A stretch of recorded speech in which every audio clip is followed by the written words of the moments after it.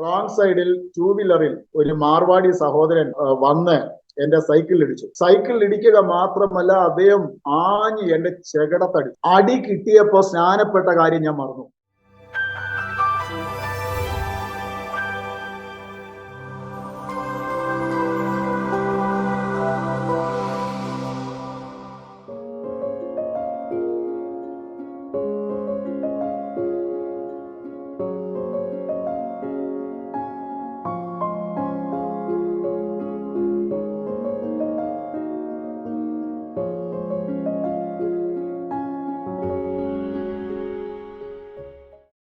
Aroma ടിവിയുടെ എല്ലാ മാന്യ പ്രേക്ഷകർക്കും വേഗം വരുന്ന കർത്താവായ യേശു ക്രിസ്തുവിന്റെ ധന്യതിരുനാമത്തിലും വന്ദനത്തെയും സ്വാഗതത്തെയും അറിയിക്കുന്നു.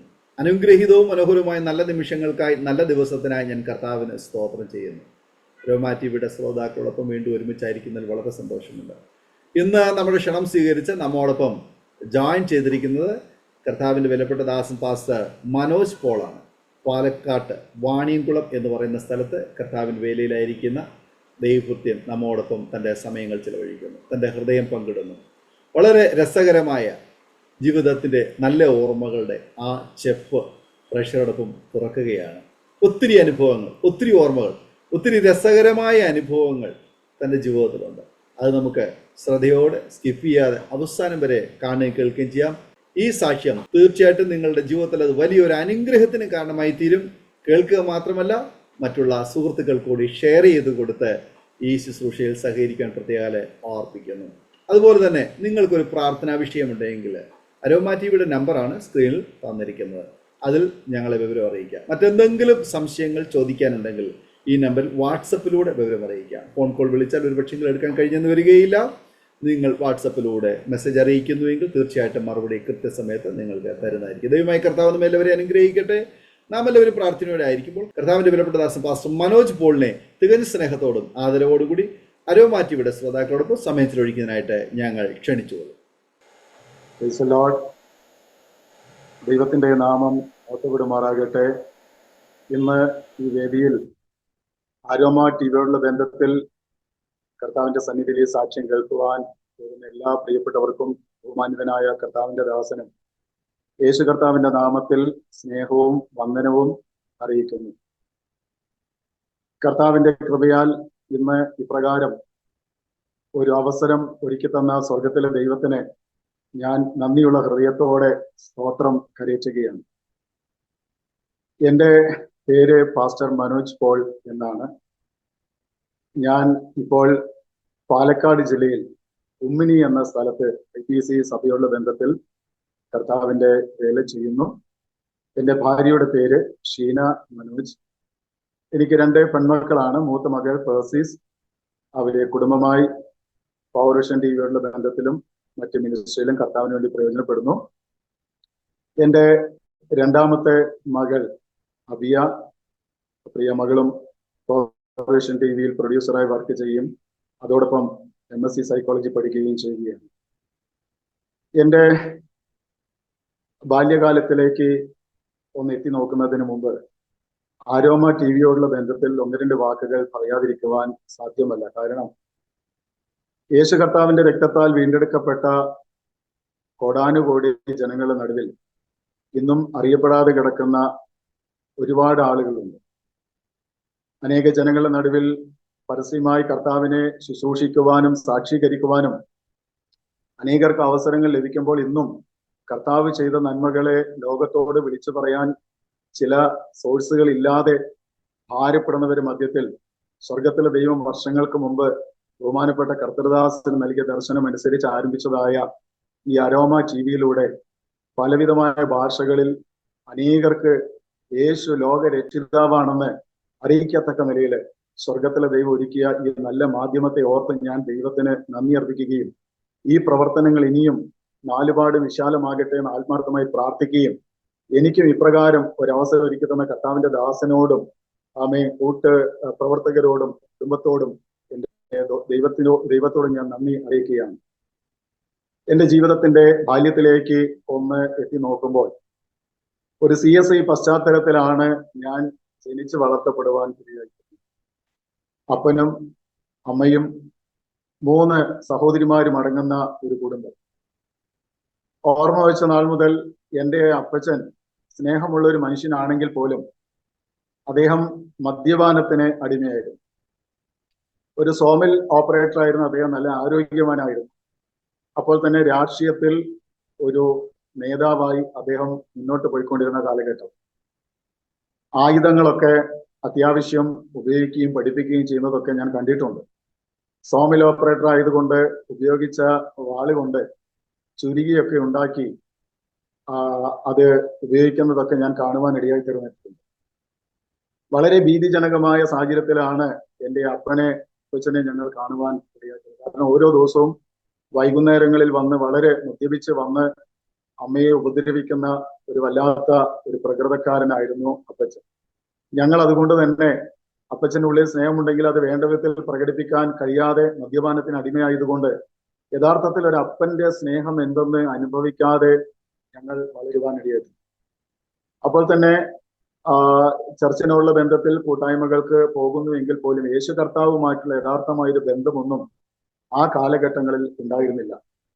ഞങ്ങൾ പള്ളിയിൽ പോയിരുന്ന സമയത്ത് ഉണ്ടായിരുന്ന ജേക്കബ് ഉപദേശി, അദ്ദേഹത്തെയും കുടുംബത്തെയും മറക്കാൻ സാധ്യമല്ല. ആ ഒരു കാലഘട്ടങ്ങളിൽ കൂട്ടായ്മകൾക്ക് പോവുകയും ഞങ്ങളുടെ ആത്മീകമായ കാര്യങ്ങൾക്ക് വേണ്ടി വളരെ പ്രത്യേകിച്ച് വളർന്നു വരുന്ന തലമുറയ്ക്ക് വേണ്ടി ഉപദേശിയുടെ ഇന്നത്തെ അദ്ദേഹം അച്ഛനാണ്. വർഷങ്ങൾക്ക് ശേഷം ഇന്ന് അവരുടെ അവസ്ഥകളൊന്നും എനിക്ക് അറിഞ്ഞുകൂടാ, എവിടെയാണെന്ന് അറിഞ്ഞുകൂടാ. എങ്കിലും ചിന്നമ്മ കൊച്ചമ്മ യൗവനക്കാരെ വളരെയധികം ആത്മീകമായി വളർത്തുവാൻ പ്രോത്സാഹിപ്പിക്കുന്ന ഒരു ആളായിരുന്നു. എക്സ്പോ 85 എന്ന് പറയുന്ന ഒരു പ്രോഗ്രാം തൃശ്ശൂരിൽ നടന്നു.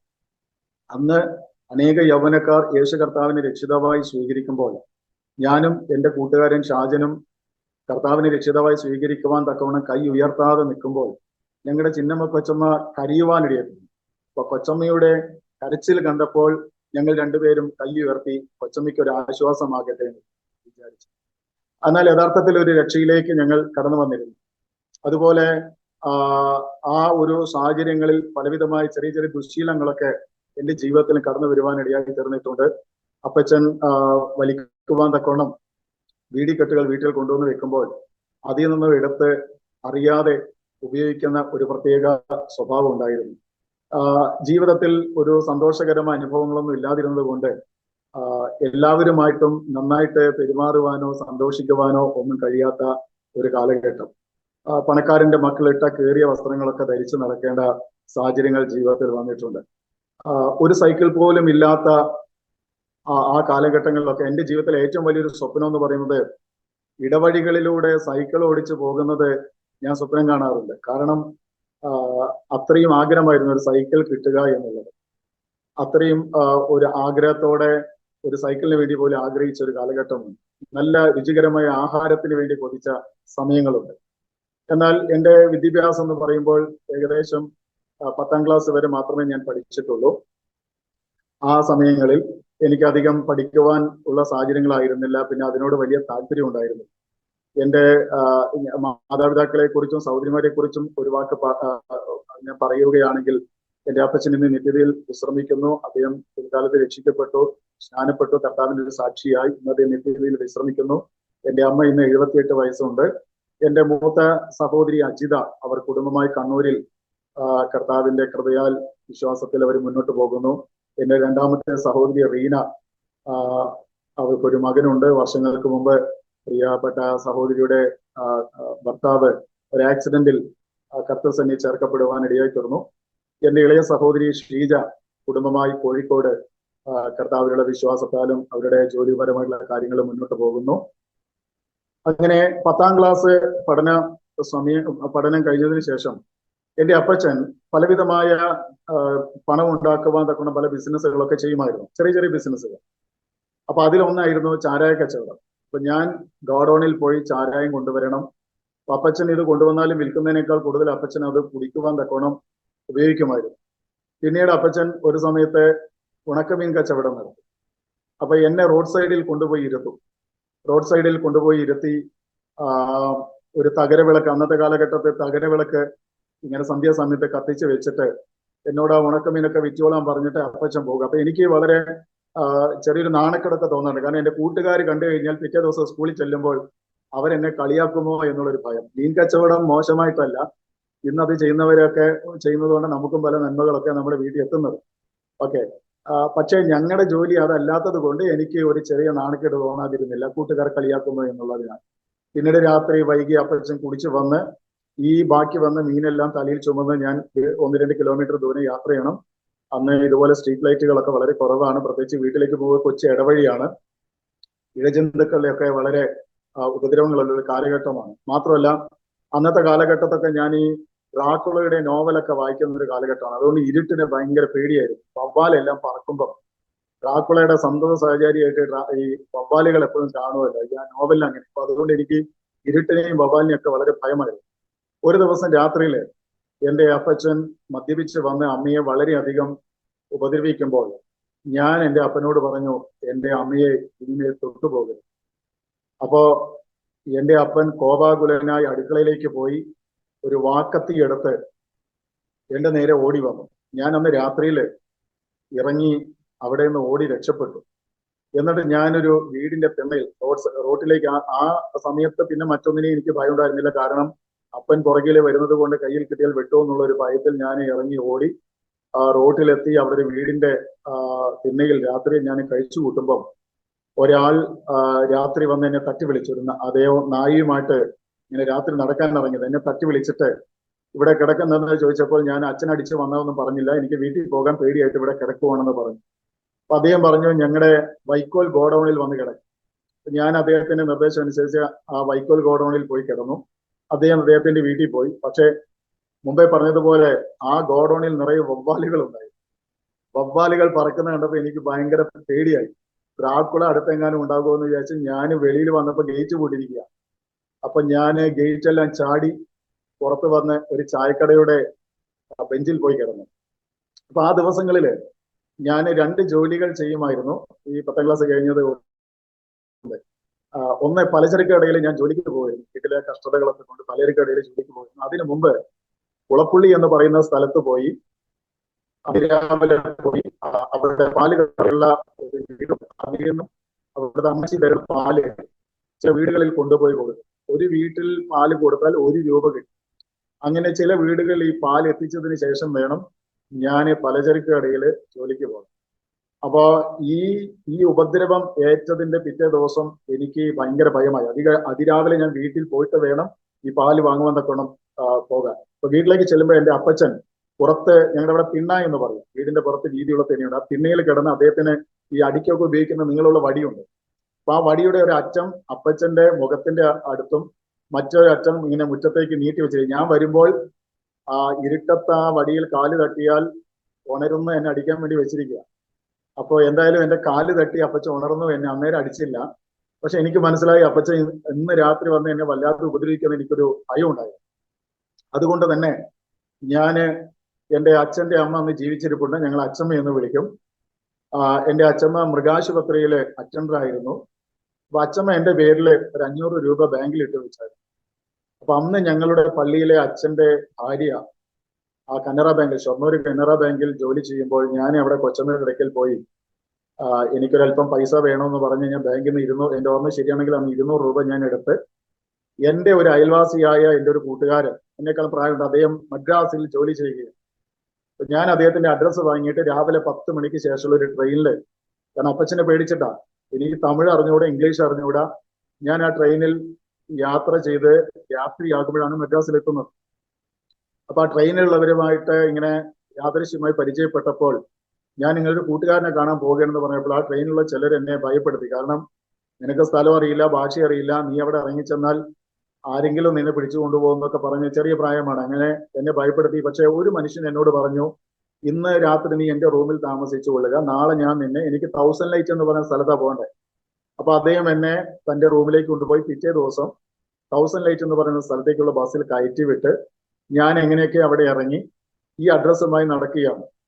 ഒരാളോട് ചോദിക്കുമ്പോൾ അയാൾ പറയും അപ്പുറത്തോട്ട് പോകാൻ, വേറെ ആൾ ചോദിക്കുമ്പോൾ ഇപ്പൊ, അങ്ങനെ കുറെ കഷ്ടപ്പെട്ട് ഞാൻ ഒടുവിൽ ആ ഓഫീസ് കണ്ടുപിടിച്ചു.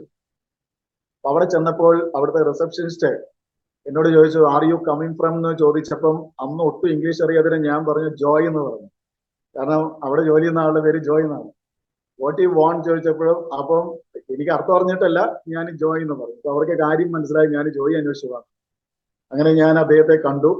അദ്ദേഹത്തിന്റെ MD-യുടെ അടുക്കിലേക്ക് എന്നെ കൊണ്ടുപോയി. അദ്ദേഹം ഒരു ഷൊർണൂർകാരനായിരുന്നു. ഞാൻ കാര്യം പറഞ്ഞപ്പോൾ അദ്ദേഹം പറഞ്ഞു, അച്ഛൻ അടിച്ചപ്പോൾ ഓടി വന്നതാണോ നീ?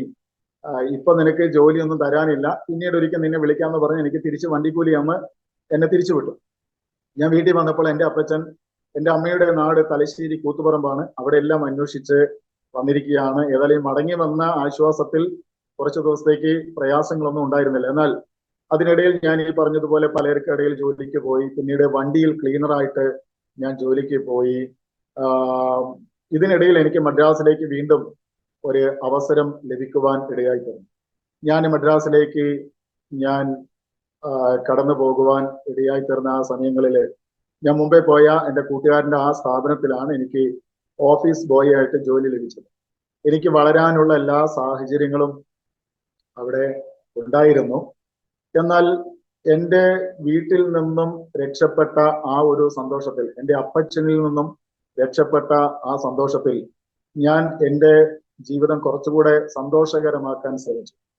ഇതിനിടയിൽ ഒന്നുകൂടെ ഞാൻ പറഞ്ഞോട്ടെ, എൻ്റെ അപ്പച്ചൻ ഇങ്ങനെ മദ്യപിക്കുന്ന ഒരു വ്യക്തിയാണെങ്കിലും കലാപരമായിട്ട് അദ്ദേഹം വളരെ താല്പര്യമുള്ള ഒരു വ്യക്തിയായിരുന്നു. അതുകൊണ്ട് തന്നെ അവിടെ ഒരു ക്ലബ്ബ് ഉണ്ടായിരുന്നു.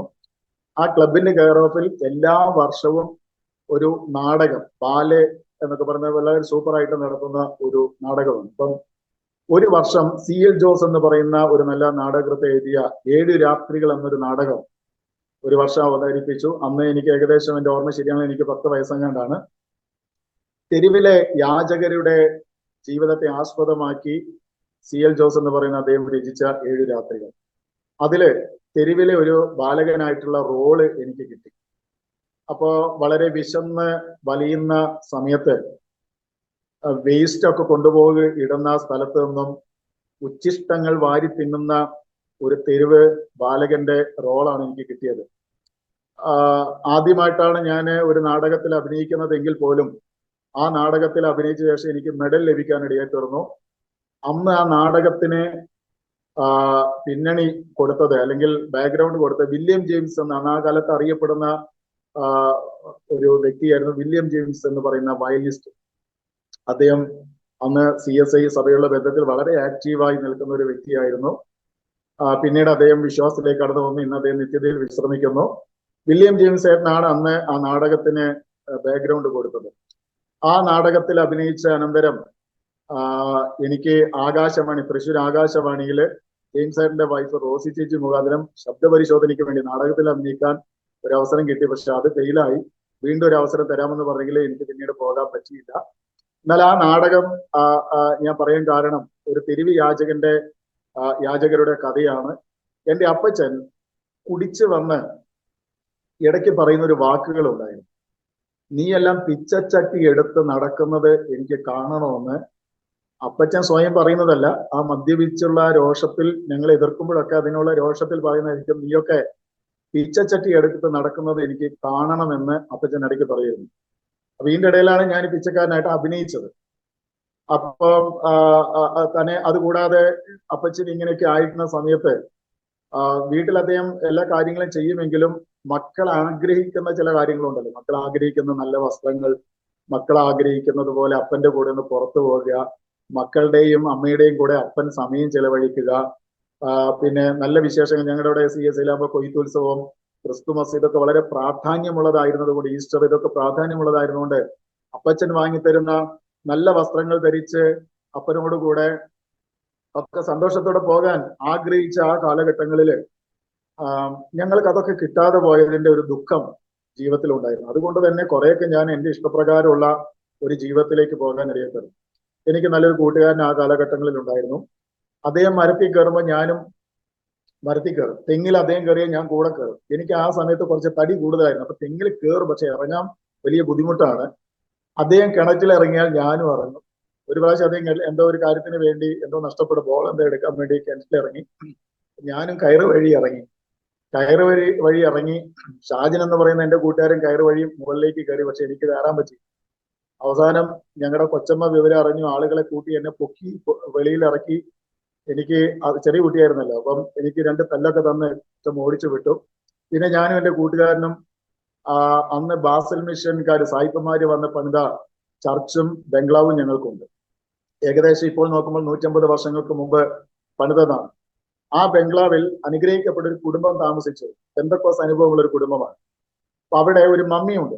ഈ മമ്മിയെ ഞങ്ങൾക്ക് എല്ലാവർക്കും പേടിയാണ്. അപ്പൊ അന്നത്തെ കാലഘട്ടങ്ങളിൽ ബാസൽ മിഷനോട് ബന്ധപ്പെട്ട അവിടെ ഇഷ്ടംപോലെ സ്ഥലങ്ങളുണ്ട്. മനോഹരമായ പിന്നെ മരങ്ങളും നല്ല ബലവൃക്ഷങ്ങൾ ഉള്ളത് കൊണ്ട് അതിരാവിലെ അനേകർ ഈ മാങ്ങയുടെ സീസണൊക്കെ ഉള്ളപ്പോ മാങ്ങ പെറുക്കാൻ പോകും. ആ കൂട്ടത്തിൽ ഞങ്ങളും പോയി അതൊക്കെ പെറുക്കുമായിരുന്നു. അപ്പൊ ഞാനും എൻ്റെ കൂട്ടുകാരനും ഈ ചക്കയുടെ കാലം വരുമ്പം ഈ ബംഗ്ലാവിനടുത്താണ് ഈ പ്ലാവുള്ളത്. മമ്മി കണ്ടു കഴിഞ്ഞാൽ ഈ പല ആളുകളും പോയിട്ട് മമ്മി കാണാതെ ഈ ചക്ക ഇടുമ്പോൾ മമ്മി സഹി കേട്ടിട്ട് നായ്ക്കളെ അഴിച്ചു വിടാറുണ്ട്. അപ്പൊ മമ്മി കാണാതെ ഞാനും എൻ്റെ കൂട്ടുകാരൻ ഷാജിനും അവിടെ പോയി പ്ലാവി കയറി ഈ ഞങ്ങളുടെ പഴച്ചക്ക എന്ന് പറയും. അപ്പം ഈ ചക്ക ഇട്ട് മമ്മി കാണാതെയൊക്കെ ഞങ്ങൾ മോഷണമെന്ന് പറയുന്നതിലും തെറ്റില്ല, കാരണം ഒരു തരം തെറ്റാണല്ലോ അത്. പക്ഷെ കൊതി കൊണ്ട് ഞങ്ങളത് ചെയ്തിട്ടുണ്ട്. ഞാൻ ആ സംഭവം പറയാൻ കാരണം, ഒരു ദിവസം ഈ മമ്മി കാണാതെ ഞങ്ങളിങ്ങനെ ചക്കയ്ക്ക് ഇട്ട് തിന്ന് ഒരു സ്ഥലത്ത് വിശ്രമിക്കാൻ തക്കോണം ഇരിക്കുമ്പം ഷാജിൻ ഒരു ഭാഗത്ത് ഇരുന്നു, ഞാൻ വേറൊരു ഭാഗത്ത് ഇരിക്കാൻ വേണ്ടി തുടങ്ങുമ്പോൾ എൻ്റെ രണ്ട് കാലിന്റെ ഇടയിൽ നിലത്തൊരു അനക്കം. ഞാൻ നോക്കിയപ്പോൾ വളരെ വണ്ണമുള്ള നരച്ച ഒരു പാമ്പ്. അതിന്റെ കളർ ഇന്ന് ഞാൻ പറഞ്ഞില്ല, ചാര കളറാണ്. അത്രയും പ്രായമായും തോന്നുന്നു. അതേ ഇങ്ങനെ വളരെ വലിയൊരു പാമ്പിന്റെ മേലാണ് ഞാൻ പോയിരിക്കാൻ തുടങ്ങുന്നത്. ഇത് കണ്ടത് ഞാൻ അയ്യോ എന്ന് ഞാൻ ഒച്ചത്തിൽ നിലവിളിച്ച് ഞാൻ ഓടി. മുമ്പേ പറഞ്ഞ പോലെ ട്രാക്കുളയുടെ കഥ ഷാജിനും വായിക്കാറുണ്ട്. അപ്പൊ ഞാൻ നിലവിളിച്ചോടിയപ്പോൾ കാര്യം അറിയാതെ ഷാജിന് എന്റെ പുറകെ ഓടി. പിന്നെ കുറെ ദൂരം ചെന്നിട്ട് അണച്ചുകൊണ്ട് എന്താ സംഭവിച്ചെന്ന് ചോദിച്ചപ്പോഴാണ് ഞാൻ ഇങ്ങനെ ഒരു കാര്യം പറഞ്ഞത്. പക്ഷെ ഇതിനിടയിൽ ഞാൻ എൻ്റെ കാതിൽ ഒരു ശബ്ദം പോലെ കേൾക്കുക, ഇവനെ തൊടരുതെന്ന്.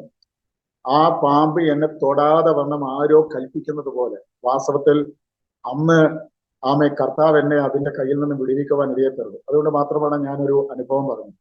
പിന്നീട് വീട്ടിലെ കഷ്ടപ്പാടുകളിൽ ഞങ്ങൾ കുഞ്ഞുങ്ങളൊക്കെ അന്ന് ഈ കപ്പയുടെ സീസൺ വരുമ്പോൾ മൊത്തത്തിൽ ആളുകൾ അത് തമിഴ്നാട്ടിൽ നിന്ന് വന്ന് വാങ്ങിക്കൊണ്ടു പോകുന്ന സമയത്ത് കപ്പയുടെ തൊലി കളയാൻ തക്കവണ്ണം അവിടെയുള്ള ആളുകളെ വിളിക്കാറുണ്ട്. അപ്പൊ ചെറിയ പൈസ കിട്ടും.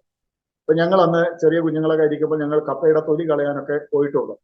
അങ്ങനെയുള്ള ആ കാലഘട്ടങ്ങൾക്കൊക്കെ അപ്പുറം ഈ നാടകത്തിനും അതുപോലെ തന്നെ അമ്പലങ്ങളിൽ പ്രോഗ്രാം ഉള്ളപ്പോൾ ഞാനും എൻ്റെ സൗര്യമാരൊക്കെ അവിടെ പോയി ഡാൻസ് കളിക്കാനൊക്കെ പോകാറുണ്ട്. അന്നൊക്കെ ഡിസ്കോ ഡാൻസിന്റെ ഒക്കെ പ്രത്യേക സമയങ്ങളായിരുന്നു. അപ്പൊ അതുകൊണ്ട് അത്യാവശ്യമൊക്കെ അറിയാവുന്നത് കൊണ്ട് ഞാനും ഈ അമ്പലങ്ങളിലൊക്കെ ഡിസ്കോ ഡാൻസും മറ്റും കളിക്കാൻ പോകാറുണ്ട്. അതുപോലെ മറ്റു നാടകങ്ങളൊക്കെ അഭിനയിക്കാൻ പോകാറുണ്ട്. അതിനുശേഷമാണ് മുമ്പേ പറഞ്ഞതുപോലെ ഞാൻ മദ്രാസിലേക്ക് പോയത്. മദ്രാസിലെ അനുഭവത്തിൽ നിന്ന് ചിലത് പറയാൻ ഞാൻ ഈ കാര്യം കൂടെ ഒന്ന് ഓർപ്പിക്കുക ആവശ്യമായിരുന്നു. അതുകൊണ്ടാണ് അത് പറഞ്ഞത്. അങ്ങനെ മദ്രാസിലേക്ക് ഞാൻ കടന്നു പോകുന്നു. എൻ്റെ ജീവിതത്തിൽ എനിക്ക് കിട്ടിയ സ്വാതന്ത്ര്യം ശരിക്കും വിനിയോഗിക്കത്തക്ക നിലയിൽ ഞാൻ ആഗ്രഹിച്ച കാലഘട്ടമാണ്. ശരിക്കും ഒരു സ്വർഗതുല്യമായ ഒരു ജീവിതമാണ്. അതായത് സാമ്പത്തികമല്ല ഞാൻ പറഞ്ഞത്, ഒരു ചെറിയ കുഗ്രാമം പോലെയുള്ള, അന്ന് അത്ര പരിഷ്കാരങ്ങൾ വന്നിട്ടില്ല ഞങ്ങളുടെ വാണിയംകുളത്ത്. അപ്പൊ വാണിയംകുളം എന്ന് പറയുന്ന സ്ഥലത്ത് വലിയ പരിഷ്കാരങ്ങൾ ഇല്ലാത്ത ഇടത്തു നിന്നും മദ്രാസ് എന്ന് പറയുന്ന സ്ഥലത്തേക്ക് എത്തിയപ്പോൾ എനിക്കതൊരു സ്വപ്നഭൂമി തന്നെയായിരുന്നു. വിശാലമായ ജീവിത അനുഭവങ്ങൾ, പിന്നെ മനുഷ്യ ജീവിതങ്ങൾ, യാത്രാ സംവിധാനങ്ങൾ, അവിടുത്തെ എല്ലാ സംവിധാനങ്ങളും കണ്ട് വാസ്തവത്തിൽ അത്ഭുതപ്പെട്ടു പോയ എൻ്റെ ജീവിതത്തില് ഞാൻ പതുക്കെ പതുക്കെ കൂടുതൽ പാപങ്ങളിലേക്ക് ഞാൻ നീങ്ങുവാൻ ഇടയായി തീർന്നു. സിഗരറ്റും സിനിമയും പാൻപരാഗും എനിക്ക് ഒഴിവാക്കാൻ പറ്റാത്ത കാര്യങ്ങളായിരുന്നു. എൻ്റെ അപ്പച്ചന്റെ മദ്യപാന നിമിത്തം വീട്ടിൽ ഇത്ര വലിയ തകർച്ച വന്നതുകൊണ്ട് ഞാനൊരു തീരുമാനം എടുത്തിരുന്നു, ഞാൻ ഒരിക്കലും മദ്യത്തിന് അടിമയാകില്ലെന്ന്. ഞാൻ മദ്രാസിലേക്ക് പോയതിനു ശേഷം എൻ്റെ അപ്പച്ചൻ മദ്യപാനത്തിന്റെ അമിത ഉപയോഗ നിമിത്തം അദ്ദേഹത്തിന് തളർവാദം വന്നപ്പോൾ പിന്നെ രാഷ്ട്രീയത്തിൽ അദ്ദേഹത്തെ കൊണ്ട് പ്രയോജനമില്ല. അങ്ങനെ രാഷ്ട്രീയക്കാരും അദ്ദേഹത്തെ കൈവിട്ടു. അദ്ദേഹം തികച്ചും അവശനായി. എൻ്റെ സഹോദരിമാർ 3 പേരാണെന്ന് പറഞ്ഞല്ലോ. അവരുടെ വിവാഹപ്രായമൊക്കെ ആകുന്ന സമയത്ത് അപ്പച്ചന് ഞങ്ങൾക്ക് വേണ്ടി ഒന്നും കരുതാൻ കഴിഞ്ഞില്ല. ഇതിനിടയിൽ ഞങ്ങളുടെ വീട് ആദ്യമൊക്കെ വാടക വീടുകളിലായിരുന്നു പാർത്ത്. എൻ്റെ ബാല്യം മുതൽ വളരെ മാറി ഓരോ വാടക വീടുകളിൽ പാർത്തിരുന്നു. പിന്നീട് ഒരല്പം സ്ഥലം വാങ്ങി അവിടെ ഒരു വീട്, എൻ്റെ അമ്മയൊക്കെ അതിനുവേണ്ടി വളരെയധികം കഠിനാധ്വാനം ചെയ്തിട്ടുണ്ട്. മൺകട്ട, അന്നത്തെ കാലഘട്ടങ്ങളിൽ മൺകട്ട പിടിച്ച് ഉണ്ടാക്കിയ വീടാണ്. പിന്നീട് ഓല മേഞ്ഞ് അതിൽ പാർക്കുമ്പോൾ ചില വർഷങ്ങളിലൊക്കെ ആ, എന്താ ഈ ഓല കൊണ്ട് മേയുന്നത് കൊണ്ട് എല്ലാ വർഷവും മേയണമല്ലോ. അപ്പോ ചില വർഷങ്ങളിൽ മേയാൻ പറ്റാത്ത സമയങ്ങൾ വന്നിട്ടുണ്ട്. രാത്രിയിൽ ഉറങ്ങുമ്പോൾ മഴ പെയ്യുന്ന സമയത്ത് ചോർന്നൊലിക്കുമ്പോൾ ഉറങ്ങാൻ കഴിയാതെ എഴുന്നേറ്റിരുന്ന് പായൊക്കെ മടക്കി വെച്ച് പല സ്ഥലങ്ങളിൽ പാത്രങ്ങൾ വെച്ച് ഞാനും എൻ്റെ സൗകര്യമാരും അമ്മയൊക്കെ കാലങ്ങൾ പോക്കിയ അനുഭവങ്ങളുണ്ട്. വളരെ സങ്കടകരമായ സാഹചര്യങ്ങളായിരുന്നു. പിന്നെ മുകളിൽ നിന്ന് പാമ്പ് താഴെ വീഴും.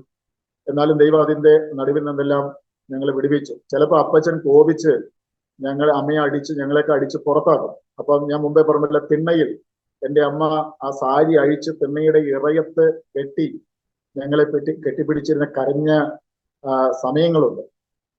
ഇങ്ങനെയൊക്കെയുള്ള ഒരു കാലഘട്ടത്തിൽ നിന്നും മദ്രാസ് എന്ന് പറയുന്ന ഒരു സ്വപ്നഭൂമിയിലേക്ക് എത്തിയപ്പോൾ ഞാൻ എൻ്റെ ജീവിതത്തെ ഒരു പുതിയ അനുഭവത്തിലേക്ക് കൊണ്ടുപോകാൻ ആഗ്രഹിച്ചു. അവിടെ ചെന്നപ്പോൾ എനിക്ക് കൂട്ടുകാരെ കിട്ടി. ഞാൻ മുമ്പേ പറഞ്ഞ പോലെ സിനിമ എനിക്കൊരു ഹരമായിരുന്നു. എനിക്ക് അന്നത്തെ കാലഘട്ടങ്ങളിൽ ഏറ്റവും ഇഷ്ടമുള്ള ഒരു വ്യക്തിയായിരുന്നു മമ്മൂട്ടി, കമലഹാസൻ. മമ്മൂട്ടിക്ക് ശേഷം അടുത്ത ഒരു സൂപ്പർ സ്റ്റാർ ആകണമെന്ന് ഞാൻ ആഗ്രഹിച്ചു. കാരണം നാടകത്തിലൊക്കെ അഭിനയിച്ചുകൊണ്ട് പിന്നെ മമ്മൂട്ടിയുടെ സ്റ്റൈല് പോലെയൊക്കെയാണ് ഞാൻ ആകാൻ ശ്രമിച്ചത്. അങ്ങനെ ഞാൻ മദ്രാസിൽ സിനിമ എനിക്ക് അവോയ്ഡ് ചെയ്യാൻ പറ്റാത്തൊരു കാര്യമായിരുന്നു. സിഗരറ്റും പാൻപരാഗും മൂക്കുപൊടി ഉണ്ടായിരുന്നു. അങ്ങനെ എൻ്റെ ജീവിതം ഇങ്ങനെ മുന്നോട്ട് പോയി. പക്ഷെ അധിക കാലം ഞാൻ ആ സ്ഥലത്ത് ജോലി ചെയ്യാൻ ഇടയായി തീർന്നില്ല. ഒരു ദിവസം ഞാൻ അവിടെ നിന്നും ആ സ്ഥലത്തുനിന്ന് ഞാൻ ഞാൻ ജോലി വിട്ട് ഞാൻ പുറത്തു വന്നു. എനിക്ക് എവിടെയും തലചായ്ക്കാൻ ഇടമില്ലാത്തതുകൊണ്ട് പല ജോലികൾ ഞാൻ ചെയ്തു. STD ബൂത്തിൽ ഞാൻ ജോലി ചെയ്തു. പച്ചക്കറി കട, ചായക്കട, ഹോട്ടൽ, സിനിമ ഫീൽഡ് തുടങ്ങി ഏകദേശം 17 വിധ ജോലികൾ ഞാൻ ആ കാലഘട്ടങ്ങളിൽ എൻ്റെ നാട്ടിലും മദ്രാസിലുമായിട്ട് ഏകദേശം 17 വിധ ജോലികൾ ഞാൻ ചെയ്യുവാനിടയായിട്ടുണ്ട്. ഞാൻ ആദ്യം ജോലി ചെയ്തിരുന്നത് ഒരു അമേരിക്കൻ കൊളാബറേഷൻ കമ്പനിയിലാണ്, മുമ്പേ പറഞ്ഞ സ്ഥാപനം. അപ്പൊ അവിടെ ജോലി ചെയ്യുമ്പോൾ പിന്നെ എൻ്റെ ഇവിടെ കേരളത്തിൽ നിന്നും ഒരു സഹോദരൻ അവിടെ അതിന്റെ ഫാക്ടറി, ആ കമ്പനിയുടെ ഫാക്ടറി അമ്പത്തൂർ എന്ന് പറയുന്ന സ്ഥലത്താണ്. അപ്പൊ അമ്പത്തൂരിൽ ഒരു സഹോദരൻ നാട്ടിൽ നിന്ന് ജോലിക്ക് വന്നു. അപ്പൊ യാദൃശ്ചികമായി എന്നെ അവിടേക്ക് കൊണ്ടുപോയ ആ സഹോദരനുമായിട്ട് ഇദ്ദേഹത്തിന് പരിചയമുണ്ട്. ഒരു ദിവസം അദ്ദേഹം വിളിച്ചപ്പോൾ എനിക്കൊരു രസം തോന്നിയിട്ട് ഞാൻ ഒരു പെൺകുട്ടിയുടെ ശബ്ദം, എന്റെ ശബ്ദം മാറ്റി പെൺകുട്ടിയുടെ ശബ്ദത്തിൽ ഞാൻ അദ്ദേഹത്തോട് സംസാരിച്ചു. അപ്പൊ അത് വിശ്വസിച്ചപ്പോൾ എനിക്ക് ഒരു രസം തോന്നിയിട്ട് ഞാൻ അദ്ദേഹത്തോട് പറഞ്ഞു, എനിക്ക് ചേട്ടനെ എനിക്ക് ഭയങ്കര ഇഷ്ടമാണ്, മെറീന ബീച്ചിലേക്ക് ഒന്ന് വരാമോ, ചേട്ടനെ എനിക്കൊന്ന് കാണണമെന്ന് പറഞ്ഞു. അപ്പൊ അദ്ദേഹം എന്നോട് ചോദിച്ചു, മെറീന ബീച്ചിൽ ഒത്തിരി സ്ത്രീകളൊക്കെ വരുന്നുണ്ടല്ലോ, അപ്പൊ എങ്ങനെ നിന്നെ കാണും? അപ്പൊ ഞാൻ പറഞ്ഞു, ഞാൻ ഇന്ന കളറ് ചുരിദാർ ഇട്ടിരിക്കും, ഒരു വെള്ള ടവല് ഞാൻ ഇങ്ങനെ ചുറ്റിക്കൊണ്ടിരിക്കും, ഇന്ന സ്ഥലത്ത് ഞാൻ ഉണ്ടായി, ചേട്ടൻ അവിടെ വരണമെന്ന് പറഞ്ഞു. അപ്പോൾ എനിക്ക് പോലും വിശ്വസിക്കാൻ പറ്റിയില്ല. അത് സ്ത്രീയാണ്, പെൺകുട്ടിയാണെന്ന് കരുതി ആ ശബ്ദത്തിൽ അദ്ദേഹം വിശ്വസിച്ച് അദ്ദേഹം അവിടെ കടന്നു ചെന്നു. ഒന്നല്ല 2 or 3 പ്രാവശ്യം അദ്ദേഹം കടന്നു. അപ്പം എന്നോട് പറഞ്ഞു, ഞാൻ ഇന്ന് വന്നല്ലോ, നീ എന്താ എൻ്റെ അടുക്ക എന്നെ ചതിച്ചല്ലോ. ഞാൻ പറഞ്ഞു, എൻ്റെ അപ്പച്ചൻ ബാംഗ്ലൂരിൽ ബിസിനസ്സുകാരനാണ്, അദ്ദേഹം പെട്ടെന്ന് വന്നുകൊണ്ട് വരാൻ പറ്റില്ല. ഇങ്ങനെ 2-3 പ്രാവശ്യം ഞാൻ അദ്ദേഹത്തെ കബളിപ്പിച്ചു. ഇതിനിടയിൽ എൻ്റെ കൂട്ടുകാരെന്നെ ഒറ്റിക്കൊടുത്തു. അദ്ദേഹം എന്നെ ഭയങ്കര എന്നെ അടിക്കാൻ കിട്ടില്ല, കാരണം അദ്ദേഹം ഫാക്ടറിയിലാണ്. ഞാനിത് പറയാനും കാരണമുണ്ട്. വർഷങ്ങൾക്ക് ശേഷം, ഞാൻ അദ്ദേഹത്തിന്റെ പേര് പറയില്ല ഒരിക്കലും, വർഷങ്ങൾക്ക് ശേഷം ഞാന് കർത്താവിന്റെ കൃപയാൽ കർത്താവ് എന്നെ രക്ഷിച്ച് ഞാൻ വേലയിലേക്ക് കടന്നു വന്ന് എന്നെ ഒരു സ്ഥലത്തേക്ക്, അന്ന് പൊതുശുശ്രൂഷകൾക്ക് പോകുന്ന കാലഘട്ടമാണ്, ഞാൻ ഒരു സഭയിലേക്ക് ശുശ്രൂഷയ്ക്ക് ചെന്നപ്പോൾ ഞാൻ മെറീന ബീച്ചിലേക്ക് പറഞ്ഞയച്ച അച്ചായനുണ്ട്, അവിടെ തന്റെ ഭാര്യ സമേതം പ്രാർത്ഥനയ്ക്കുണ്ട്. എനിക്ക് ആദ്യ ഉള്ളിലൊരു പേടി തോന്നി. പക്ഷെ ഞാൻ അദ്ദേഹത്തോട് ക്ഷമ പറഞ്ഞു. എനിക്ക് ഏറ്റവും വലിയ സന്തോഷം തോന്നിയത് കളിപ്പിച്ച എന്നെയും കബളിപ്പിക്കപ്പെട്ട അദ്ദേഹത്തെയും സ്വർഗത്തിലെ ദൈവത്തിന്റെ മക്കളാക്കി തീർക്കാൻ സ്വർഗത്തിലെ ദൈവത്തിന് കൃപ തോന്നി. അങ്ങനെ ഞാൻ ആ സ്ഥലത്ത് ജോലി ചെയ്യുമ്പോൾ ഇങ്ങനെയുള്ള കുറെ കുരുത്തക്കേടുകളൊക്കെ ആ കാലഘട്ടങ്ങളിൽ ചെയ്തിരുന്നു. പിന്നെ ഞാൻ അവിടെ നിന്നും വെളിയിൽ വന്നു. ഒരു പ്രത്യേക സമയം വന്നപ്പോൾ ഞാൻ പറഞ്ഞല്ലോ, എൻ്റെ അപ്പച്ച ഇടയ്ക്ക് കുടിച്ചു വന്ന് പറയുന്ന പദങ്ങൾ, പിച്ചച്ചട്ടി എടുത്ത് നീയൊക്കെ നടക്കുന്ന എനിക്ക് കാണാൻ ആഗ്രഹമുണ്ടെന്ന് എൻ്റെ അപ്പച്ചൻ പറഞ്ഞൊരു കാര്യം ഞാൻ പറഞ്ഞു. എനിക്ക് എവിടെയും തലചായ്ക്കാൻ ഇടമില്ലാത്തൊരു പ്രത്യേക സാഹചര്യത്തിലേക്ക് എടുത്തെറിയും. എൻ്റെ കയ്യിൽ പൈസയില്ല, എനിക്ക് ജോലിയില്ല. ഇങ്ങനെ ഒരു സാഹചര്യം വന്നപ്പോൾ എൻ്റെ കൂട്ടുകാരെല്ലാവരും എന്നെ കൈവിട്ടു. എനിക്ക് ഒരു റൂമിൽ താമസിക്കാൻ പോലും ഇടമില്ലാത്ത തരത്തിൽ എല്ലാവരാലും ഉപേക്ഷിക്കപ്പെട്ടവനായി എന്ത് ചെയ്യണമെന്ന് അറിയാതെ ഞാൻ എൻ്റെ ബാഗുമായിട്ട് മദ്രാസിന്റെ തെരുവിലേക്ക് ഇറങ്ങി. പല രാത്രികൾ ഞാൻ തെരുവിൽ ഭിക്ഷക്കാർ കിടക്കുന്നതിന്റെ അടുക്കൽ, ഞാനൊരു യാചകൻ അല്ലെങ്കിൽ പോലും ഞാനൊരു യാചകനെ പോലെ തെരുവിൽ ഉറങ്ങേണ്ട സാഹചര്യങ്ങൾ എൻ്റെ ജീവിതത്തിൽ. ഞാൻ മുമ്പേ ജോലി ചെയ്തിരുന്ന സ്ഥാപനത്തിന്റെ തൊട്ടടുക്കൽ ഒരു ക്യാൻറ്റീനുണ്ട്. ആ സ്ഥാപനത്തിൽ ഞാൻ ജോലി ചെയ്യുമ്പോൾ ഞാൻ എല്ലാ ദിവസവും അവിടെ പോയിട്ട് രാവിലെ ചായ കുടിക്കും, ഭക്ഷണം കഴിക്കും. എന്നാൽ ഞാൻ ഈ തെരുവിൽ കിടന്ന സമയത്ത് അതേ ക്യാൻറ്റീനിൽ പോയിട്ട് ഞാൻ ഒരു നേരത്തെ ആഹാരം കിട്ടാൻ വേണ്ടിയിട്ട് ഞാൻ അവരോട് പറഞ്ഞു, ഞാൻ നിങ്ങൾക്ക് ഉള്ളിയുടെയൊക്കെ തോല് കളഞ്ഞു തരാം, എനിക്ക് രാവിലത്തെ ഭക്ഷണം തരാമോ? അങ്ങനെ ചില ദിവസങ്ങൾ ഞാൻ അവിടെ ചെയ്തു. ചായക്കടയിൽ ഞാൻ ജോലിക്ക് പോയി. ചായക്കടയിൽ ജോലിക്ക് പോയപ്പോൾ അവരെന്നെ കളിയാക്കി. ഓഫീസിലൊക്കെ ജോലി ചെയ്തവന് ഗ്ലാസ് ഒതുങ്ങുമോ എന്ന് പറഞ്ഞ് എന്നെ കളിയാക്കിയ, എന്നെ നിന്ദിച്ച അനുഭവം. ഒരു ദിവസം തെരുവിൽ ഞാൻ ഉറങ്ങുമ്പോൾ വിശപ്പ് കൊണ്ട് ഞാൻ ഉറങ്ങി. മഴ പെയ്ത് ഞാൻ അറിഞ്ഞില്ല. പെട്ടെന്ന് ഞാൻ ഉണർന്നപ്പോൾ എൻ്റെ ബാഗൊക്കെ ആയിട്ട് ഞാൻ നനഞ്ഞിരിക്കുക. അവിടെ അടുക്കൽ ഒരു പെട്ടിക്കടയുണ്ടായിരുന്നു. അതിന്റെ അടിയിൽ കുറച്ച് ഗ്യാപ്പ് ഉണ്ട്. ആ പെട്ടിക്കടയുടെ അടിയിലേക്ക് ഞാൻ കയറിയിരുന്ന് ഒരുപാട് ഞാൻ കരഞ്ഞു. ഞാൻ യേശു കർത്താവിനോട് ഇങ്ങനെ പറഞ്ഞു, യേശു കർത്താവെ, അപ്പനുണ്ടായിട്ടും അമ്മയുണ്ടായിട്ടും കൂടപ്പുറപ്പുകൾ ഉണ്ടായിട്ടും ഒരു അനാഥനെ പോലെ ഞാൻ ഈ തെരുവിലെത്തുവാൻ ഞാൻ എന്ത് തെറ്റ് ചെയ്തു? അന്നും എൻ്റെ ജീവിതത്തിലെ കുറവുകളെ ഞാൻ ദൈവത്തോട് ജസ്റ്റ് ഒന്ന് പറഞ്ഞതല്ലാതെ യഥാർത്ഥമായ ഒരു കുറ്റബോധമൊന്നും എൻ്റെ ജീവിതത്തിൽ ഉണ്ടായിരുന്നില്ല. ഞാൻ പറഞ്ഞില്ലേ, അപ്പച്ചന്റെ വായിൽ നിന്ന് പുറപ്പെട്ട വാക്കുകൾ. എന്നെ കേൾക്കുന്ന പ്രിയപ്പെട്ടവരോട് എനിക്ക് ഒരു കാര്യം പറയാനുണ്ട്. നമുക്ക് എത്ര ദേഷ്യം വന്നാലും നമ്മുടെ കുഞ്ഞുങ്ങളെ നമ്മൾ ശപിക്കരുത്. നീ മാതാപിതാക്കളെ ചിലപ്പോൾ അനുസരിക്കാത്തവരാകാം, ഒരുപക്ഷെ ഇന്ന് നമ്മളെ കീഴ്പ്പെടാത്തവരാകാം. പക്ഷെ ഒരു കാര്യം ഞാൻ പറയാം, പ്രാർത്ഥന കൊണ്ട് പരിഹരിക്കാൻ പറ്റാത്ത ഒരു കാര്യം ഈ ലോകത്തിലില്ല. ഇന്ന് അനുസരിക്കാത്ത, അംഗീകരിക്കാത്ത മക്കൾക്ക് വേണ്ടി പ്രാർത്ഥിച്ചാൽ സ്വർഗത്തിലെ ദൈവം മാറ്റം വരുത്തും എന്നുള്ളതിന്റെ ഒരു സാക്ഷി കൂടിയാണ് ഞാൻ. കാരണം എൻ്റെ ജീവിതത്തിൽ മാറ്റം വന്നത് അനേകരുടെ കണ്ണുനീരിന്റെ, എൻ്റെ അമ്മയുടെയും പലരുടെയും കണ്ണുനീരിന്റെ പ്രാർത്ഥനയുടെ ഫലമാണ്. പക്ഷെ നമ്മൾക്ക് കോപം വരുമ്പോൾ നമ്മുടെ മക്കളെ നമ്മൾ ആവശ്യമില്ലാത്തതൊന്നും പറയാതിരിക്കാൻ നിങ്ങൾ പ്രത്യേകം ശ്രദ്ധിക്കുക. എത്ര കോപം വന്നാലും ശാപത്തിന്റെ വാക്കുകൾ പറയാതിരിക്കാൻ ദൈവം കൃപ തരട്ടെ. എൻ്റെ അപ്പച്ചന്റെ ആ വാക്കുകൾ വളരെ പരുഷമായിരുന്നു.